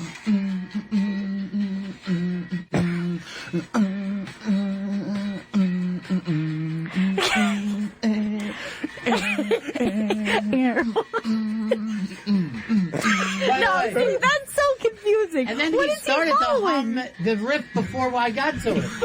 You change instruments. Yeah, you go from like following the drums to the guitar to the vocals gotta at pick random one. points. Why not have them all, Vito? Because it doesn't make sense for a humming person. I like when he's like not doing a closed mouth hum. Yeah, I'm feeling the music, Gail. You know what I dislike is that it makes me hate him. Don't hate me. Humming with Chris taking place right now. What a job he's doing. What a job. I feel like I'm doing really well. I mean, we've only gotten 3 right answers. That's not how this works. It's not me against you guys. No. As you know, now you're just trolling. I'm not a troll. I'm a person. But you just said, I feel like I'm doing well. They've only gotten 3 answers. But you want to get an answer every time. This is a team sport. Okay. Right. So you're losing. Oh, no, I'm the loser. All They're right. everyone. Even the listeners are losing right now. Let's get some wins, Ron. Let's get some W's. Oh. That's not a good sound. I hate him. I hate him so much. I'm trying. You're not trying. You're a bad person. I think I have I'm not good at humming. I guess some people might say that. But I don't think that makes me a bad person. No, it makes you an awful, Oh, God. terrible person who should be murdered. I'm sorry. Again, I'm going to keep it as famous as I can. Even though this might not be familiar to Chris because he's an inbred, everybody should be able to get this. Product of incest.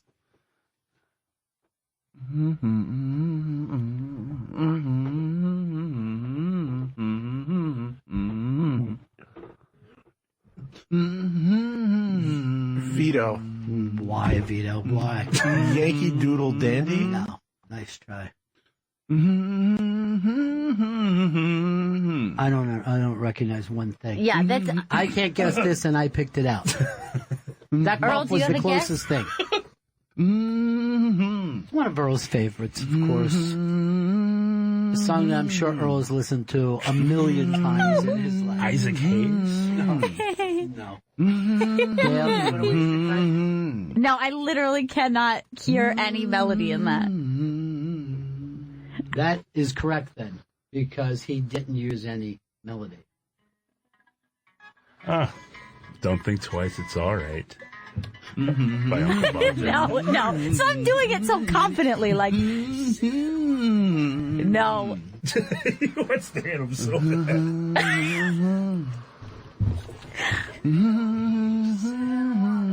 No. No, what was that? No. No, that was not even close. You didn't even do a pause in your original performance. I don't know what he's following. In your mind, does it sound right to you? To me, yes, it sounds. You like sound like I feel like there was no way any of you couldn't have gotten Hey Jude.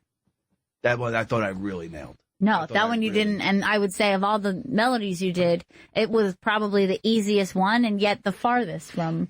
Part of that song is literally humming. Yeah, like you easily should have been able to nail that. I'm starting to feel bad about myself on this whole humming thing. Starting? Why just that? Add up all the other reasons that you should feel bad. Hey, don't forget your life. I dislike him now. Instead of this being a fun thing. I don't want you to dislike me. My humming's. Can I ask you a question? Yes. Why are you sweating like that? Is this the most exercise that you've done? I'm not too active, Rob. And are your ear holes sweating now on my buds? I mean, maybe Vito was onto something with his lack of breath is really holding him back. He took all the shortest possible hums and beats he could take in the song. Perhaps it's that he can't hum and breathe through his nose at the same time. He's kind of a mouth breather. I held some long hums. I know that for a fact. All these theories are fine, and yet I don't think any of them tell the whole story. It's got to be like his brain isn't connected properly. What do you think just regular human conversation sounds like to him then? Everybody sounds like Charlie Brown's teacher to him. Why? I don't know, because there is something going on. Because every one of those songs, I thought, no way, they're not going to get Do you this. hear colors or numbers? I don't have synesthesia. Unless there's some sort of humming type of synesthesia. Yes, that's what I'm saying. There's something new that we've discovered. We can publish. Now, do you ever just hum a tune like you're walking down the street? Are you that type of person? No, I'm not a tune hummer. Lack of practice could be. Maybe. You don't listen to music. I listen to music, yeah. What do you listen to? I'll listen to the White Stripes. I know the White Stripes. Do you say you know them as if that makes any sense at all? Why do you think that you're this confused about everything? Just try this. Okay, it's your eyebrows aren't making the notes. His eyebrows are going up and down.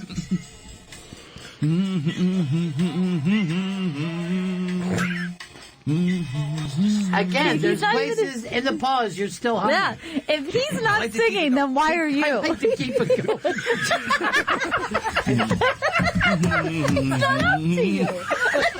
Can you imagine being next to him at the fucking show? Yeah, it's fun. Keep it going. Go.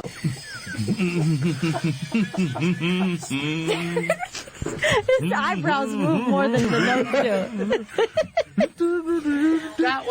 Now, you did that on purpose. Well, you just I lost my place. There was lost your place as UN music.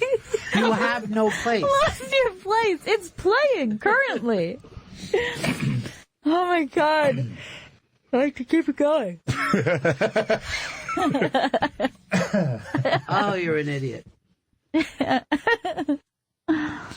I mean, maybe it's a deficiency, but I don't know if it means my intelligence. No, then. it has everything to do with intelligence. Oh, God. I'm pretty bad off. Give me my earbuds back to soak them. We have some rubbing alcohol. You know what I'm going to do is just throw them away. No, they're not. My ears are fine. I'm going to cut them into little pieces and then burn those pieces.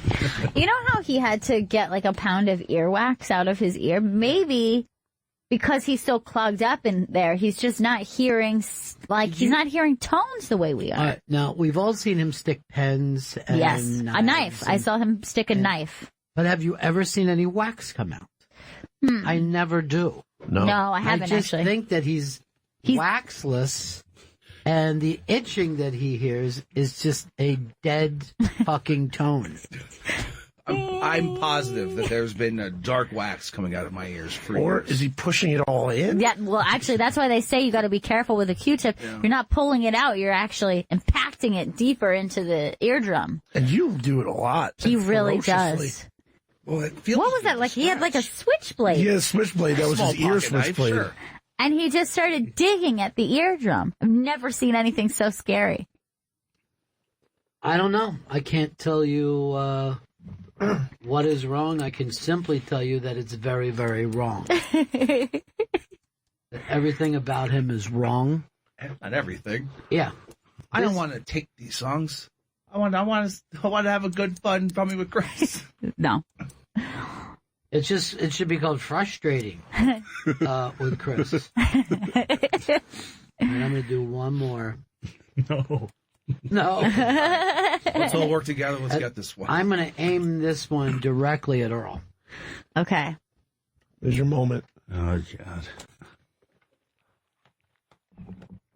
All right, here we go. Are you ready, Chris? Ready. I'm worried to get it up too loud.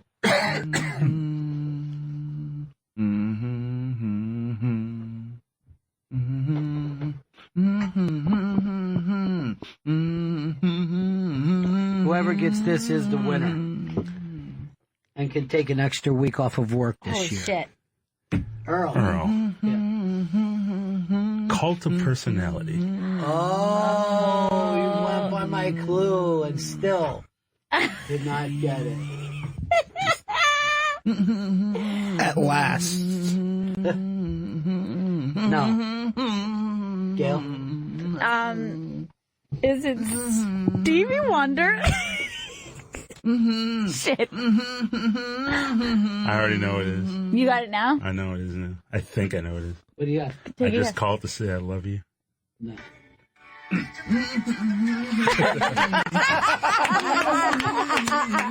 And Van Halen is overrated.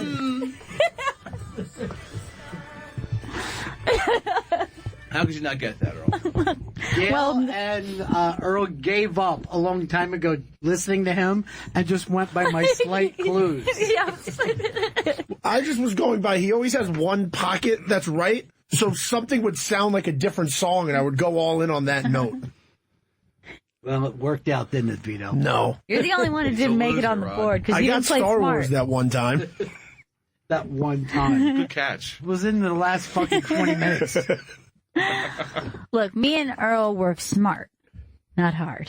Yeah, That's the true. difference between us. No one could say that either one of you works hard. That's for sure. The way you fracture everything. It Yes, is. it's hard. It's all Fractured. completely fractured. It's probably illegal what he's doing. The musicians union could sue him. No wonder he likes fish. No. Would you? Yeah.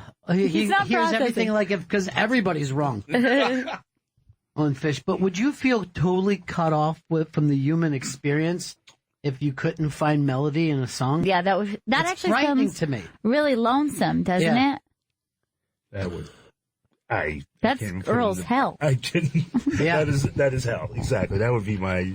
How have you ever asked somebody to like identify a song for you like that you couldn't figure out the name of? Just lyrics, probably. What Goes made by you lyrics. think, oh, I want to work in radio?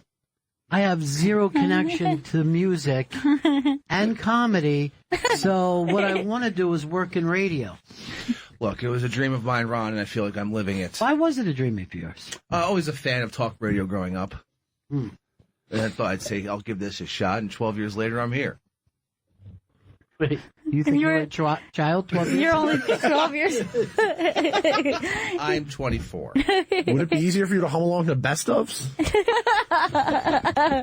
Maybe we could have him hum along to Stern, and he could feel like he's back in his fucking childhood bedroom. Maybe that's what also makes his impression so off. You know how when he's like so confident that he's doing a good impression? I'm Paul Morrissey. I'm Paul Morrissey. No, not even close. Not even close. It sounds exactly the same to me. You know who doesn't believe that? Paul Morrissey. Yes. Not even slightly. Just watching everyone taking big slugs out of their new fucking Enjoying Pandora Sirius XM drinking bottles. Anything that's new, Vito will use for a week and then it's He gone. will. And you know what? He's the kind of person, he's like, this is going to change my life. Right. You know what I mean? I'm going to be drinking all the water that I never changing the drink. world. Like, I'm not using No, paper you cups. think you're going to get a girlfriend because you're drinking more water. Yeah, I keep going on the subway and showing ladies, like, look at how environmentally conscious I am with my bottle. Why don't next time you go on the subway, dive in front of the train? Not the F train. I take that in every day. That causes delays. I won't do that to you. I'll kill myself in front of the one train for you. All right, we got to take a break here. It is the Bennington Show on a Friday. Everyone in New York City is just talking about the weather every single day, whether it's Yep. warmer or chillier than they expected. This is life now. Yeah.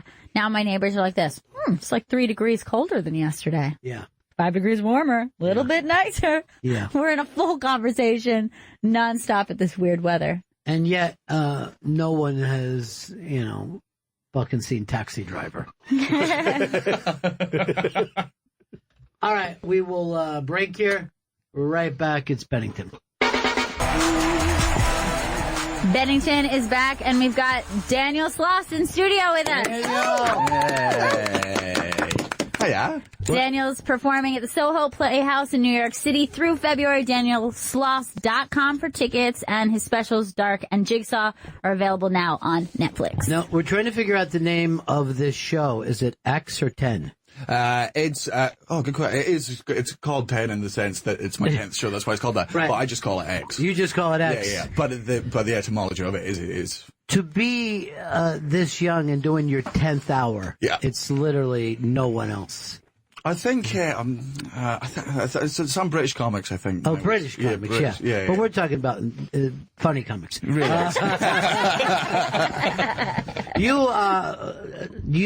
Do you consider that your scene as like London your scene? Fuck or no. No, Absolutely not. Yeah. I hate the English comics. They're police. Is there anyone over there that you dig? Yeah, but so there are some brilliant comedians over there, the likes of Ramesh Ranganathan and Sarah Pascoe and stuff like that. But a large majority of English comics are absolutely shite. Now, why would you say that? Because they're horrible to me. So. Oh yeah, they hate success. Correct? Is that a big part of it? Because this is always true in comedy, that people will like the person who hasn't gotten recognition. You know what I mean? Yeah. Even in the States, you can see who's about to get a backlash. And it's always somebody who's doing very, very well. We like an underdog until they succeed. Yes. It's the tall poppy syndrome.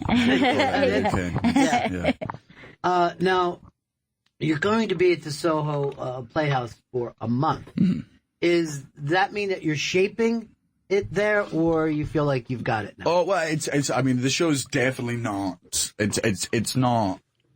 I would say it's like 99% done. Right. Because I did it. I've done it at the Fringe and I've done it on tour and stuff. So I did 25 shows during the Edinburgh Festival and then toured it around Europe and the UK for I think about 60 dates. So I've done it. I've done it close to 100. I'm probably at this point. I've probably done it about 100 times.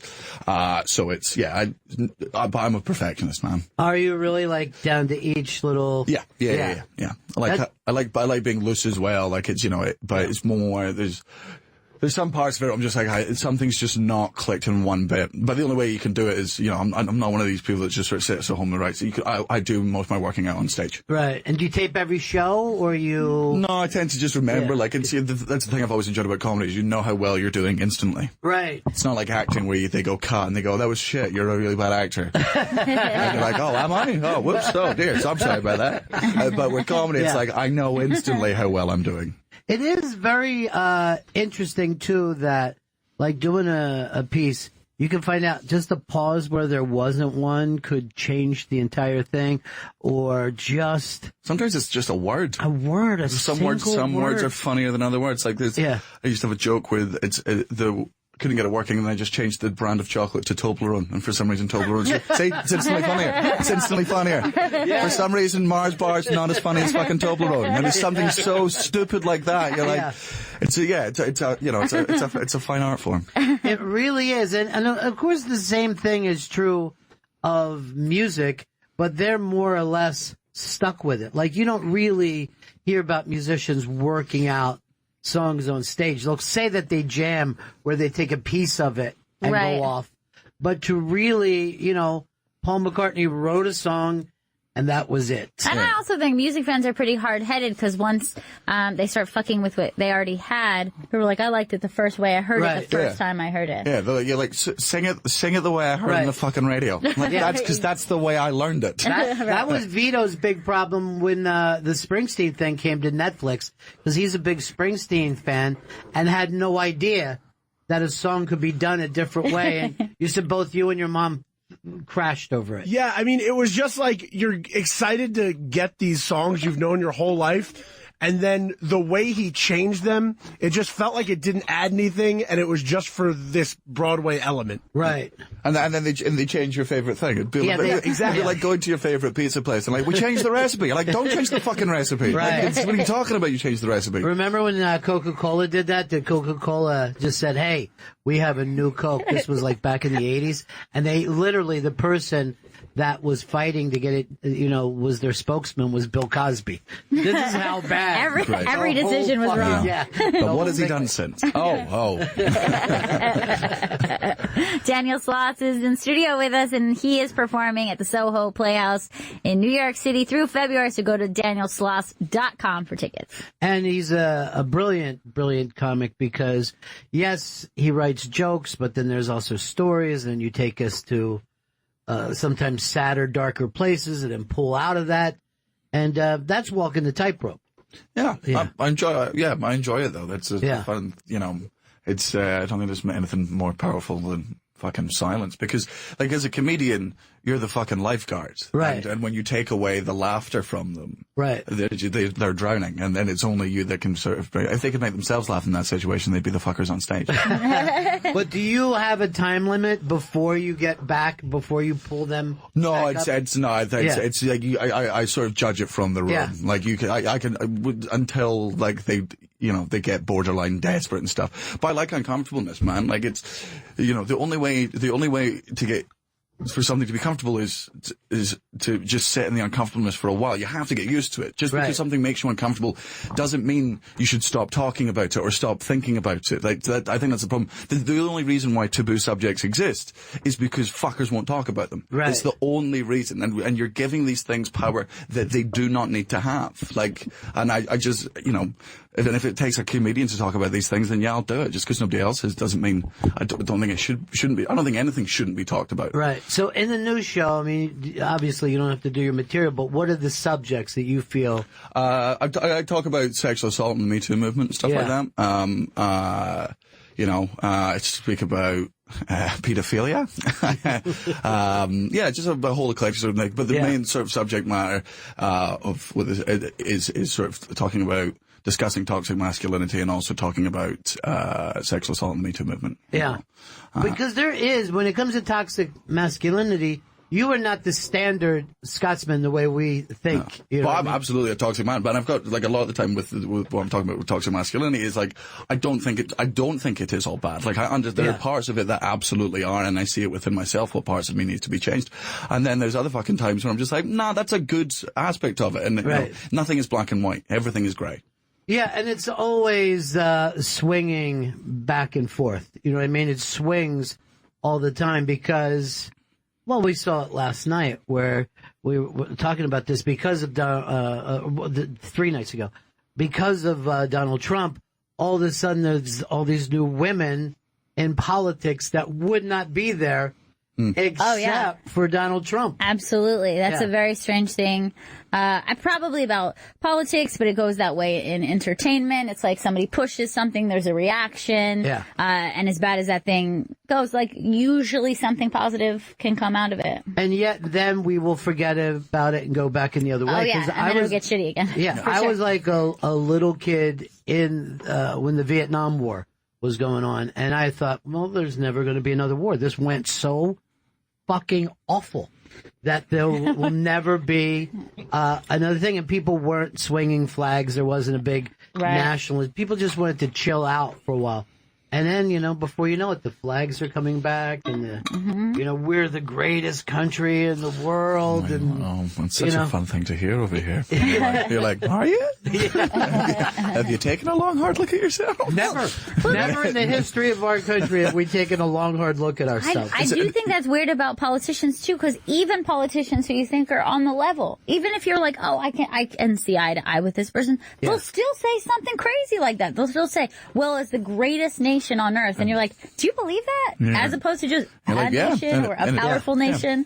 I'd say, and it's also the thing I find about America. There's two things. In America, it's the only country where you have to say the words "I love America" before you insult it. Right. Yes. You can tell me how shit Scotland is, and I'll go, yeah, I agree with you, and I don't take it personally. I'm not like, how dare you? I'm like, yeah, no, we have our problems. But if you're ever going to insult America, you have to say, I love America, but otherwise people will stop listening and they'll just shout at you. So that being said, I love America, but you are the only country in the world that says we're the greatest country in the world. Like, if you ask anyone in Britain what the greatest country in the world is, they'll not tell you it's the UK. They also won't tell you it's fucking America. But it's the same. You ask Australian, what's the greatest country in the world? They'll be like, Bali, Kuala Lumpur, like all these places. Beautiful. Just real place. You ask me what the best country in the world, I'll just be like, oh, fucking Austria's good. Like, I really enjoy places like America's the only place. You're like, we're the greatest country in the world. You're like, you've proven that you're not, and that's fine. You don't have to be the best. Well, it is something, though, and I don't know whether you know this, but it's ingrained through our school system. So we learn this at such an early age that they hit you with religion and patriotism at the same exact time. And we literally did a pledge to the flag when we were kids. Yeah, we make children pledge their allegiance. It's strange. Heard about the wonderful, founding fathers and all that. So it's stuck in you unless you really fight it out. And even if you do, you know what I mean? It still comes back into your subconscious. You can't get rid of it. It's a minor form of indoctrination. Yeah, well, I don't even know if it's minor. Yeah. You know what I mean? Like, this is always, so I grew up during the Cold War, and anything about Russian women, they were just these big-shouldered, ugly women that would, and then once the Cold War, all of a sudden these beautiful dancers in America, and we're like, what? What? Russian women are beautiful? You lied to us. It really was stunning to me to see beautiful Russian women because they weren't in our media at all. I do like that as like an idea of how to turn you against them. It's like, you wouldn't like them. Their women are disgusting. Yes. They're terrible. They're just terrible people. They're the worst. They're useless. Yeah. And if their women are ugly, what's the point in them? Yeah. What a really, really mature. So, is it obviously you're big in Great Britain and you're big in Europe, and you come over here to the States and you got to almost reboot that, I guess. Yeah, there's a bit of there was a bit of like restart. I refused to restart though. I was very much like, because when I started in Scotland, and then when I started doing the English circuit, I had to start again, and then when I went to Australia, I had to start again, and then when I went to Europe, I had to start again. And I just said to myself, I'm not fucking starting again in America. Like, they can either catch up to the level I'm at, or I'm not fucking doing it. Because I've done 10 solo shows. Like, I've done my fucking innings. Right. I've done it. I'm a fucking pro comic. I have been a pro comic for 7 years. I don't get to come to your place. We don't know you. You're not a pro. Fuck you. I'll blow you all off stage. Like, what are you talking about? Yeah. I've done my innings over the years. I've been in the trenches. And Netflix gives you a following here where you wouldn't have had before. Which is the great thing about Netflix. And so basically, I obviously owe a huge thank you and a lot of my success over here to the people at Conan, because they let me come on the show, and then that was instantly sort of credits where I was allowed to just step onto clubs. Like, there was no way, there was not a fucking chance I was doing the open mic circuit in America. I was like, absolutely go screw. I'm a headliner everywhere in the world. You're not bigger than the rest of the fucking world. Like, I'm a headliner. I'm not doing it. I'm not. You don't get to be like, well, we don't trust you. Well, fuck you then. What are you talking about? Like, I've been touring for 10 years. I know I'm good at this. You don't get to doubt this at any point. Because a lot of times you never know who gets it passed over. Like, Gervais got here because of his sitcom. You know what I mean? Right. Gervais's sitcom made people enjoy him, although I don't think he works the middle of the country at all. No. You know what I mean? He'll work the East Coast.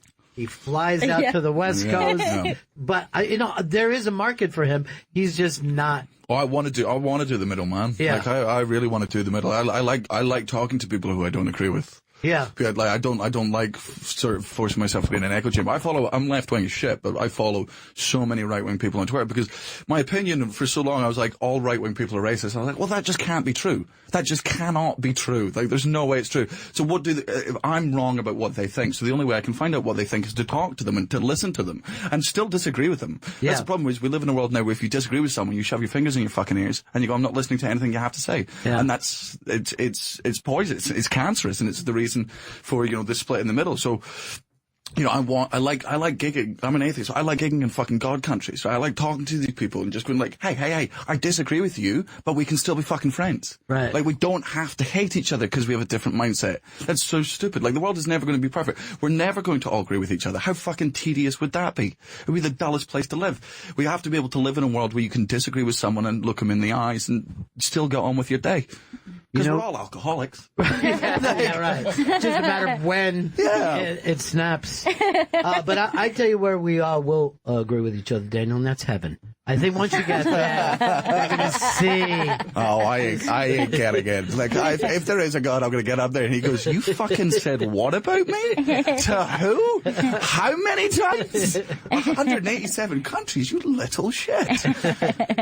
We're hanging out with Daniel Sloss. He is going to be at the Soho Playhouse in New York City through February, so go to danielsloss.com for tickets. Is it cool for you that you get to hang out in one place for, you're not traveling on a constant? Yeah. No, I'm really excited. And also, like, it's one of the joyous things about the success of, like, Netflix is, the previous years that I've been over in New York, I've been here for, like, 4 or 5 days, just doing 4 or 5 shows. Mm-hmm. And, they've been selling sort of fine and stuff. The Mondays, Tuesday, Wednesday wouldn't be sold out, but the Thursdays and the Fridays and the Saturdays would.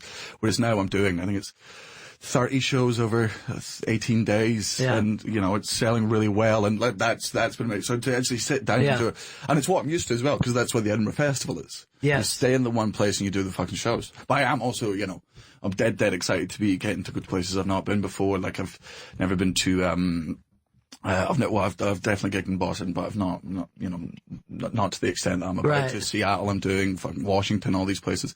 Last time I was in Washington was for I was at Trump's inauguration. Is that right? That's not why I went. I'll clarify that. But I was doing gigs in Washington, and my support act was like, we're there for the inauguration. I was like, there's no way. He's like, should we go? I'm like, of course we should fucking go. He might get shot. Like, I want to see a president get shot. Like, it's barbaric, but of course. And we went along. It was fucking mental. And you went over and watched 100%. Yeah. And as someone who was there, right, I got up to the front. That's how empty it was. The stages, I'm not kidding. To the front of the free bit where you didn't have to pay to get in, we went straight up to the barriers, no queues, nothing. It was as empty as the pictures. So when he was like, it was the biggest ever, I was like, motherfucker, I was there. You could have had 7 games of football, like back to fucking line them up easily. And I wanted to talk to Trump supporters because I've been told by everyone on my Twitter and everyone in my social media, I was told that they were all evil, and I was like, that cannot be true, and I want to find out why. I want to find out why they vote for Trump. It's not because, I just wanted to listen to what they had to say, because I'd been told by everyone else what these people thought, but I'd never heard from themselves what they thought, and it was interesting. I still disagree with them. Yeah. I don't agree with, their reasons, but, the reasons weren't always race-based. Also, there was a black guy there selling Make America Great Again hats, and I was like, did you vote for Trump? He's like, no, I'm just here to make money off of idiots. And I was like, love that. Absolutely love that. Yeah.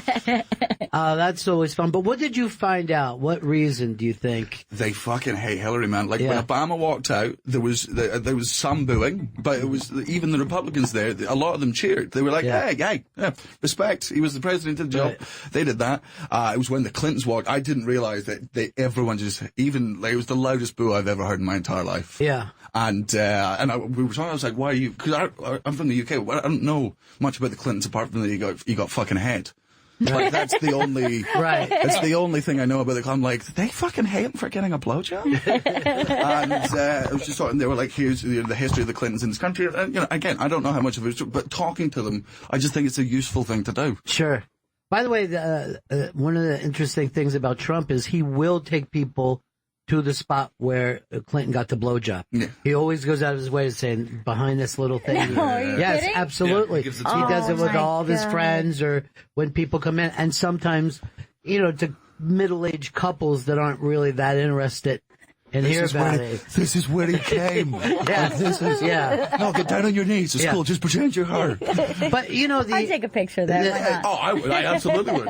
The interesting thing is the Clintons and Trump were together a lot before the election. They went to his wedding and everything. So it is always that, professional wrestling thing that those people at the top have a lot more in common with each other. Political people, lifetime political people, have a lot more in common with each other than they do with us. They're all evil. Yeah. Yes. I mean, why would the second you decide I'm going to be a politician, I'm like, you're fucking evil. Right. And then particularly to say, I should be running. Oh yeah, this the country. ego that takes. It's like of everyone, I should be in charge. Yeah. Right. Yeah. I'm going to be the best at telling you all what to fucking do. I'm sorry. Yeah. Who are you? Yeah. But it, like you said earlier too, it's not going to change. It's just going to be this thing. And we do, I don't think anyone's ever been talked about in the history of this country as much as Trump. You know what I mean? Like, I don't remember people talking about he's trending the president. every day. Yeah. And like you could hear walking through New York, you're just like Trump this, Trump that, fucking Constantly. Trump. Yeah. I talk politics with friends that never were interested in politics Sure. before. Like people I know for a fact never talked politics before. I think it's the same with Brexit and what happened. I'm excited for my generation to grow up because I think we're the most politically knowledgeable. Because before you didn't really have to. John Mulaney had the great bit of like, I didn't know much about politics because I just trusted what was going on. Right. Whereas now with everything that's going on with my generation being arguably screwed over by the older generation's fucking votes. Every pensioner in the UK voted for Brexit despite the fact that they'll be dead in 10 fucking years. Right. My goddamn grandparents, who I love with all my heart, are going to be dead in 5 years, and those fuckers voted for Brexit. I'm like, how dare you? Yeah. How dare you vote on my future? Like, And they are generally the only ones who really 100% of them vote. Yeah, because they don't fucking work. Yeah. So they got fucking pensions, and they sit there and they go, how can I keep most of this pension? It's just, you are going to be dead so fucking soon. Your opinion does not matter. Yeah. I fucking hate pensioners, man. And they do, I don't know, do you think it's that they want to leave this thing behind? They're just idiots. They're fucking, the problem is with the fucking baby boomers.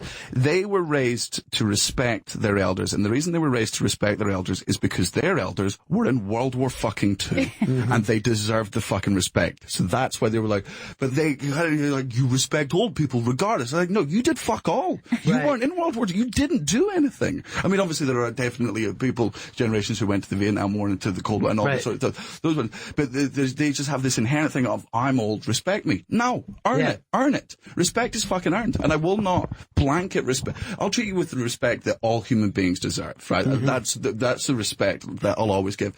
But if you want me to respect you as a human being, fucking earn it. I think there's probably two parts to it too. It's like almost what we were talking about, the ego of like, I've been on this earth longer, so I know better. Compared to the younger generation. And then I honestly think that there is something that happens and you almost can't help it, is that feeling that a younger generation comes up and like wanting to hold on to your power, your opinions, and just being like, that's wrong, the way we lived was better. Change is terrifying for anyone, and it feels awful when you've learn skills that mean nothing now. You know what I mean? Like, sure. It must be terrible. And also, I will clarify, I'm going to be the worst pensioner of all time. I'm going to be way worse. I'm going to be way worse. And and everything I say is absolutely hypocritical, because when I get to that age, I'm like, fuck you, my vote does matter. I've been on this planet the longest, and I'm going to do it. But just, Right.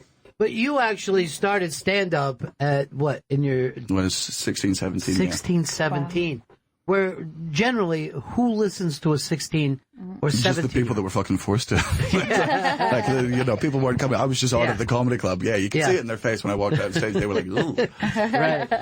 Here's a kid that should be delivering my paper. Yeah. And I got to listen to it for 15 minutes. Yeah. And also when people go, I don't respect your opinion, I'm like, absolutely fair. I don't respect my opinion most of the time. Yeah. You don't have to. You don't have to agree with me for us to be friends. How long before you felt like you, as they say, found your voice? Where you... it was about 4 years ago. I mean, I'm finding it more and more every day.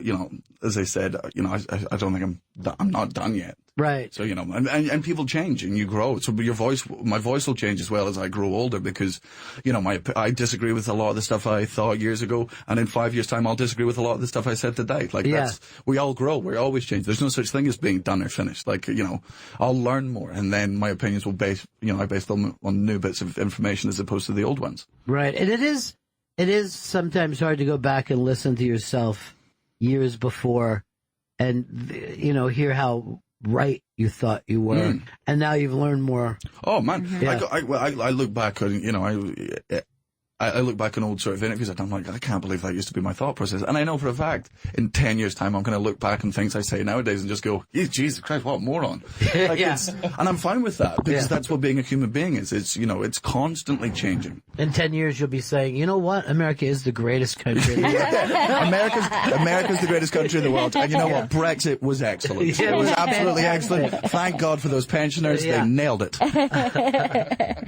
Daniel Slots is performing at the Soho Playhouse in New York City through February, so go to danielslots.com for tickets and also check out his Netflix specials, Dark and Jigsaw. And by the way, this is a very unusual and cool thing for a comedian to be able to do is come to New York and stay for a month. It just doesn't happen. What you're doing is very, very rare.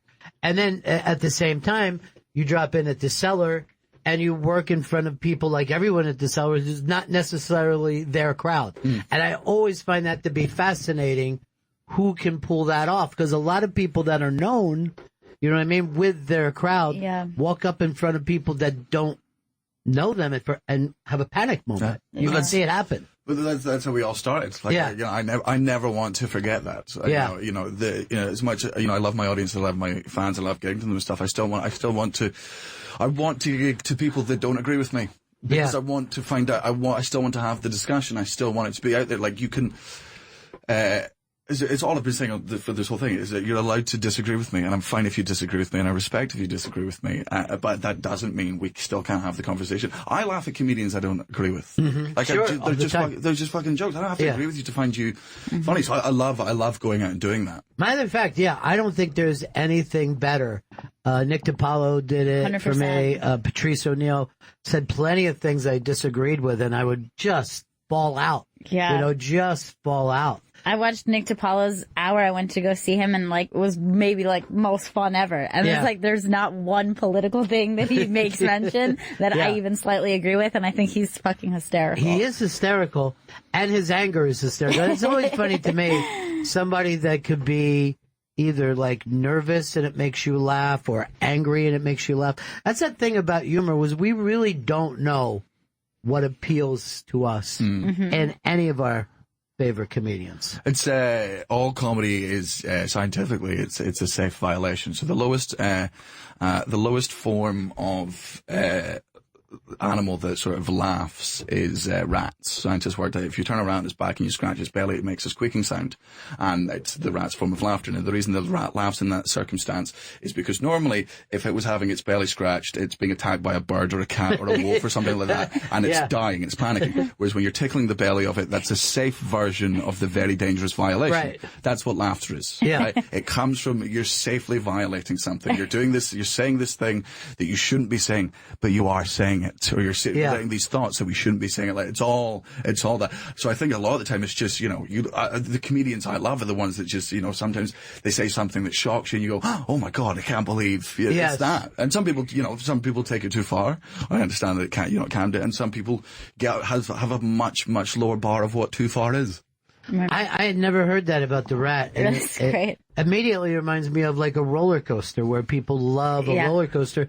And it was set up when it was a runaway train where people really were worried about a runaway train. You know, like they would get on trains going, I hope these brakes will work. You know, because we'll all die. If the I don't know why we don't have like scary airplane crashes. Right. But we got like scary movies and stuff. Yeah. You know, we enjoy that. Like even action movies are still. Like, we sit there and we watch these dangerous things and we get excited by it. Yeah. You know, it's you know, it all comes from that. Like sort of the safe violations of your fears. Right. Well, we do in almost every of those action movies, these comic book movies, we destroy New York over and over and over again. Yeah. And you know. Take the hint. Yeah, we get it. We understand. But that is also, you know, before Trump, New York was considered like the worst political thing to ever bring up, you know, because the idea was, you know, New Yorkers are assholes and they're pricks and they're selfish. And then they go and fall in love with Trump, somebody that even New Yorkers thought was too brash. Yeah, you know, exactly. you don't know how this shit is going to work out at all.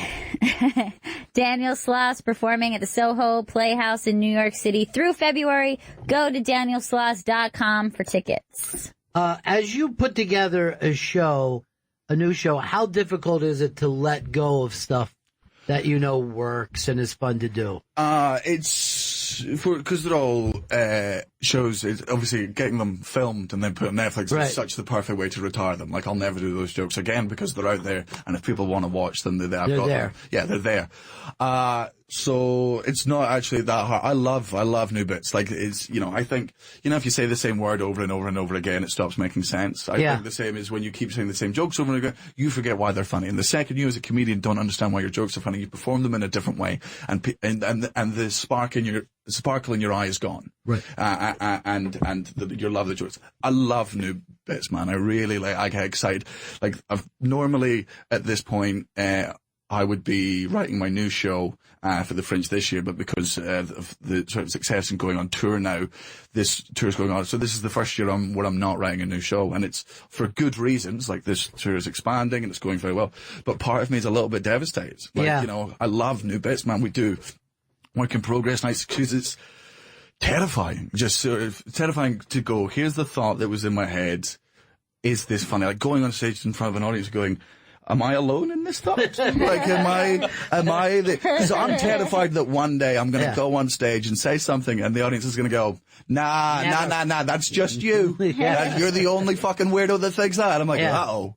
Whereas, you know, a lot of the time it's a fun thing to go out and say. I remember the first time I did one of my jokes was just being like, have you ever been in a relationship with someone that you just, like, you didn't want to break up with them, you just wish they would fucking die, because it's the easiest way to break up with someone, is to just, if they just, and I thought I was so horrible for fucking having that thought, and then one day I was like, just say it on stage and see what happens, and they got a huge laugh, and you go, oh, God, we're all the same, like, we are all the same, deep down, you know, we're glorified monkeys, man. Right. And death is easier than the uncomfortability of breaking up, that's for sure. Do you think that even the way that you work is because you grew up at the Fringe and that was a different way than if you were... 100%. You guys in America, because America's so huge. It's so huge. Like there's different circuits. Like you could do the Chicago scene and then you break into the Chicago scene, then you got to go to New York and then you got to do, and eventually you go to LA and you got, you know, you've got to do all this sort of scenes. There's no end point for in America. You know, you work on a 5-minute routine and then you work on a 10-minute routine. Right? And then you'll work your way up to about a 20-minute routine. But you're always working on 5-minute sets because that's where your television spots are. Yes. Like that's the thing. And it's only in recent years that, you know, comedians over here would do a full show together, but it would just be all their sort of material together. Mm-hmm. Whereas in the UK, because we have the Fringe every year, just if you want to be a better comic and if you want to get noticed, you have to do the Fringe every single year. And you can't do the same show 2 years in a row because people have seen that fucking show. You gotta turn it over. So yeah, that was ingrained in me from a very, very young age of like, you write a new hour every year, whether you like it or not. It's the only way you'll improve. Yeah. It's the only way you'll ever get fucking better. That is always interesting about art to me, is that you are part of your time and place. You can't get out of that, you know? So you could say, I love people from this era, but you can't necessarily be of any other era than the one that you're in and the place that you're from. Yeah. You know, that is a place that you have to work from. And it's always interesting to me because I'll see guys who work and act that would have done very well in the 1980s. You know what I mean? And is met with silence now. And they write in the style that they grew up writing in, you know, and it was successful then. But they just can't change that for a new era. Yeah. You know, I always find it interesting that where, you know, I love seeing American comics going over to the UK. Yeah. Because as a British person coming over here and doing comedy, you know, it was a bit sort of jarring, different sort of rules, different way the sort of system works and stuff. But because you're going from a small country to a big country, like you sort of expect to feel out of your depth. Yeah. There's a bit of a sort of, I like seeing the arrogance of American comedians coming over to a British audience. And they're just like, I come from a bigger place, so the smaller place is going to be naturally easy. And it's like, oh, baby, you're about to eat some shit. Right. Because British audiences, much like Australian audiences, Will Anderson has the best explanation of the three types of audiences. American audiences, when you're on stage, they're like, yes, you can. Australian audiences are like, I bet you can't. And British audiences are like, fuck you for trying. Right. So like every American audience you walk on stage, they're just there because you're the nicest people in the world. I truly believe that. But as much as I bitch about Americans, you are the friendliest, kindest people on the planet. It's just innate within you as human beings. So when a comedian walk on stage, they're like, he wouldn't be on stage if he wasn't good. Right. Like, what kind of idiot would get up? They trust you so much, and they're patient. And you can. I've seen American comics when I was coming over here for the first couple of times. They wouldn't tell a fucking joke for the first 3 minutes. There was no punchline in the first 2 minutes. And I'm like, that would be suicide in the UK. Yeah. In the UK, if you do not make that audience laugh in the first 10 seconds, you are fucking dead. You are. I think it's similar for New York. Like, yes. I think New York and the New York circuit's very, very similar to the British circuit. But the fucking LA circuit, man. Like, they just walk out there and they're like, hey, he's not told a joke for 5 minutes, but it's fine, won't you? Yes. Yeah. There are. You don't fear your audience. And if you don't fear your audience, how you don't respect them.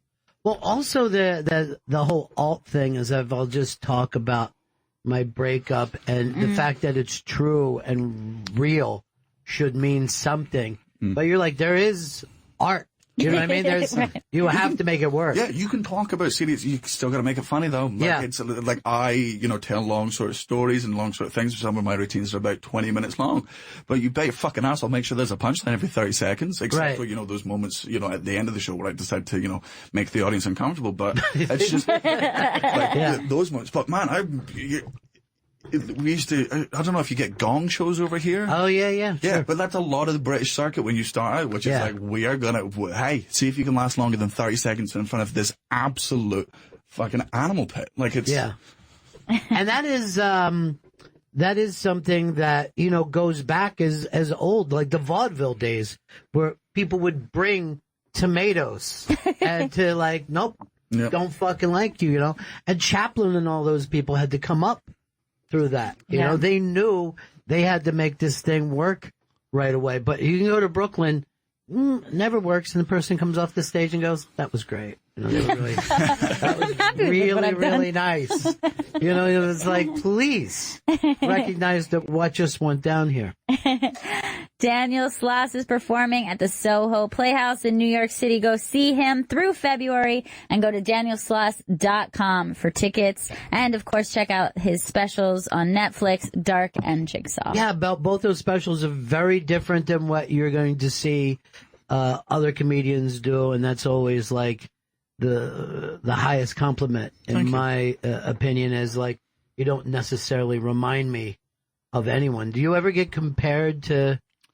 So occasionally I'll get Gervais just really because of the religion stance. Yes, and just also that my bit on like I don't give a fuck if you're offended. Like, right, that's a you problem. You can tell me that you're offended, but I don't know what you expect me to do about it. And I don't understand why you expect me to care. Like now, that's like you coming up to me and being like, I have a cold. I don't give a shit. Don't sneeze on me. Like, that's what you're talking about. At what age did you decide that you were an atheist, not agnostic? Or it was a mix of like, nobody's born religious. Yeah. Like, you get told Absolutely. that you're religious, right? None of us are, it's not an innate sort of thing. I was religious when I was young because I was just told I was. I was told there was a fucking God, and then but my dad was always an atheist. And, I liked my dad, and then he didn't tell me to be an atheist. He just went, here's why I think. And it was just logical. Like, I'm a logical person like my father. Like, and it just made sense. And I went, well, I don't have to go to church and believe in this shit. He was like, no, of course you don't. You just went because you wanted to go with your mum, and it was your decision to go and do it, but it's your decision to do whatever you want as long as you can sort of justify it. And yeah, it just didn't make any sense to me. I was an angry atheist for years. I was one of those ones. I still am. Like, but I'm a bit more respectful. I respect your right to have a belief, but I do not respect your belief. It's stupid and you're wrong. Like, I do not, if you can have it, you can believe in God, if it makes you happy, like, I would never want to, I understand, there's a bit of jealousy with it. Like, it must be fucking great to, like, think that after you die, there's a heaven where you're going to see all your friends. And I wouldn't want to take that security away from people and that joy. And I used to do that, and I'm not proud of the way I sort of, I would yell at religious people. And then just getting older and a bit more fucking mature, I was like, you know what, if it makes you happy and it's personal to you, absolutely keep it. But the second you start bringing it to my fucking dinner table, that's when it's, when you try and force it on me, and that's when I'm, we'll debate and I'll win. I do think, though, that there's this thing that everybody feels that we can't explain, and that's some kind of connection to the universe or nature or sometimes a piece of art or music. And I'll always look to embrace that suddenly, under some circumstances, we all feel a little more connected to existing than we normally feel.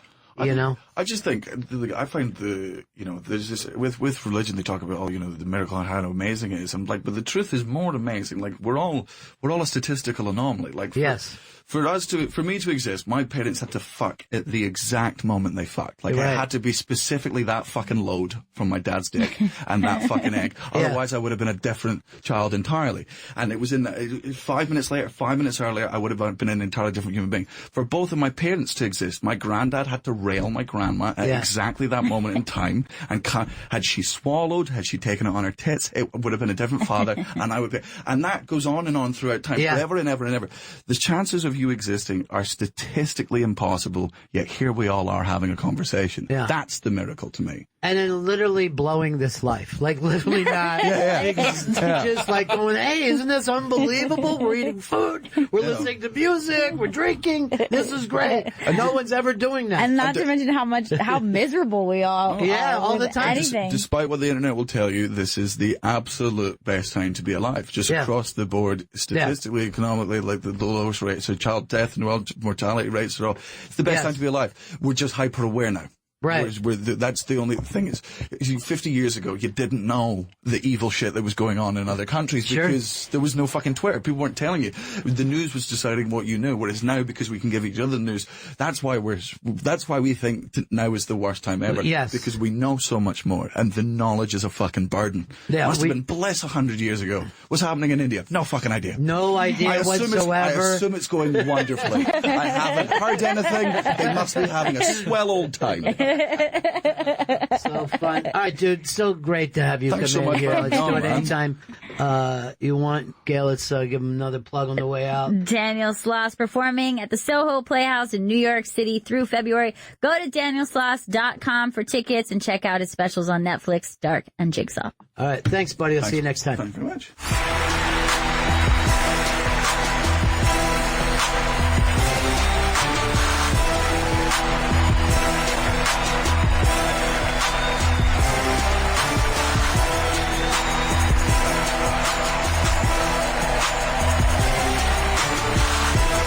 Oh, he was fun. Love Sloss. Love Sloss. Got to love the Sloss. It's better to love than Sloss than never loved at all. Getting ready to wrap this one up. I want to remind everybody I'm going to be doing a show with, I think, the funniest people in the world. Robert Kelly, Jim Florentine, and Rich Voss. That's Friday, March 8th at the Keswick Theater in Glenside, PA. Go to keswicktheater.com for tickets. Now, I saw this. I know we got a bunch of baseball fans here, and I think this is very helpful. A Major League Baseball has decided to rename disabled list. We're not going to use the word disabled list anymore. They will name it injured list to avoid the fact of disabilities and injuries. Because I know when I was a kid, I would say, wait, Larry Boa is disabled? He doesn't have MS, does he? Dad! Dad, I'm worried about Larry Boa. Oh, he just turned his ankle? Thank Christ. Again, is this what we concern ourselves with? And you know what? It doesn't matter one way or another. The only thing that bothers people is that we had to change something that nobody took the wrong way to begin with. Yeah. I don't think that we need to just like pare down the English language so much that we have to be that overly concerned. Mm-hmm. You know what I mean? It's like, I think we all knew what somebody it meant. that was from a disabled list was like, hey, we're the fucking disabled ones. You know? This is our list. We didn't get this sliding in the third. I was born with a spine on the outside of my body. I get to have disabled. This will come up every once in a while when something will be happening in a war, and they'll be like, I don't like it when a football player is called the hero of the game. You know, it's wrong. The real heroes are in Afghanistan. I'm like, yeah, but in the context of the game, he's the hero. Yeah. In the context of a movie, all right? Yeah. Tom Cruise is the hero of the movie, not the hero of America. We're not saying he's better than the fucking troops. Oh, okay, so Tom Cruise saved the Jews, did he? No, just in a movie. That's the only place he saved the Jews. So, you know, Earl, I know you're a baseball guy. Yeah. And you're in the wrong league. Vito's in the right way, but it looks like, and maybe even it's happened by now, I don't know, I haven't kept up today, that the DH is coming to the National League. And there are people complaining about it. And here's what they're saying. The league has to be uniform, and the fucking American League is never going to give up the DH. They love playing softball. Vito, where are you on this? I don't want a DH in the NL. There's nothing more fun than seeing a big fat pitcher come up and randomly crush a home run. There's it's nothing fucking exciting. Bartolo Colon hitting a home run fucking was all over the internet for that 3 weeks after it. Why would we want to take that away? But I also want to say this, and I mean it. I no longer care enough about baseball. You've already ruined the game enough where you can't sit around and compare it between eras like you used to. Thank you, fucking steroid junkies. So I don't care. Use aluminum bats. Fucking cut out first base. Go straight to second. Doesn't matter to me. I have my own memories, and I'll cherish that as baseball. And this thing can be whatever it is now. It doesn't matter to me. I'm going to surprise everyone and say I hate this. I hate the idea of having a uniform league. That's one of the beauties of the game. You had an American League, you had a National League. One played one style, the other played another style. And when the two styles clash together, best team wins. Which style will win this particular series? And I think this is just... What you hate, what you love, most people hate. I just watering down the game again. They also want to commission a study if they want to lower the mound again. And I'm like, are you insane? You want to kill someone? Right. They have the exit velocities. And like, can you imagine how defenseless a pitcher is going to be on a line drive back up the middle? They want to appeal to an audience of young people who doesn't care. You know what I mean? Like, I'm sorry, you're never going to take fucking polo and make it fun for kids. You know what I mean? It's just fun for the people who enjoy playing it. And, look, to me, the whole fucking game changed in 47. 47? Mm-hmm.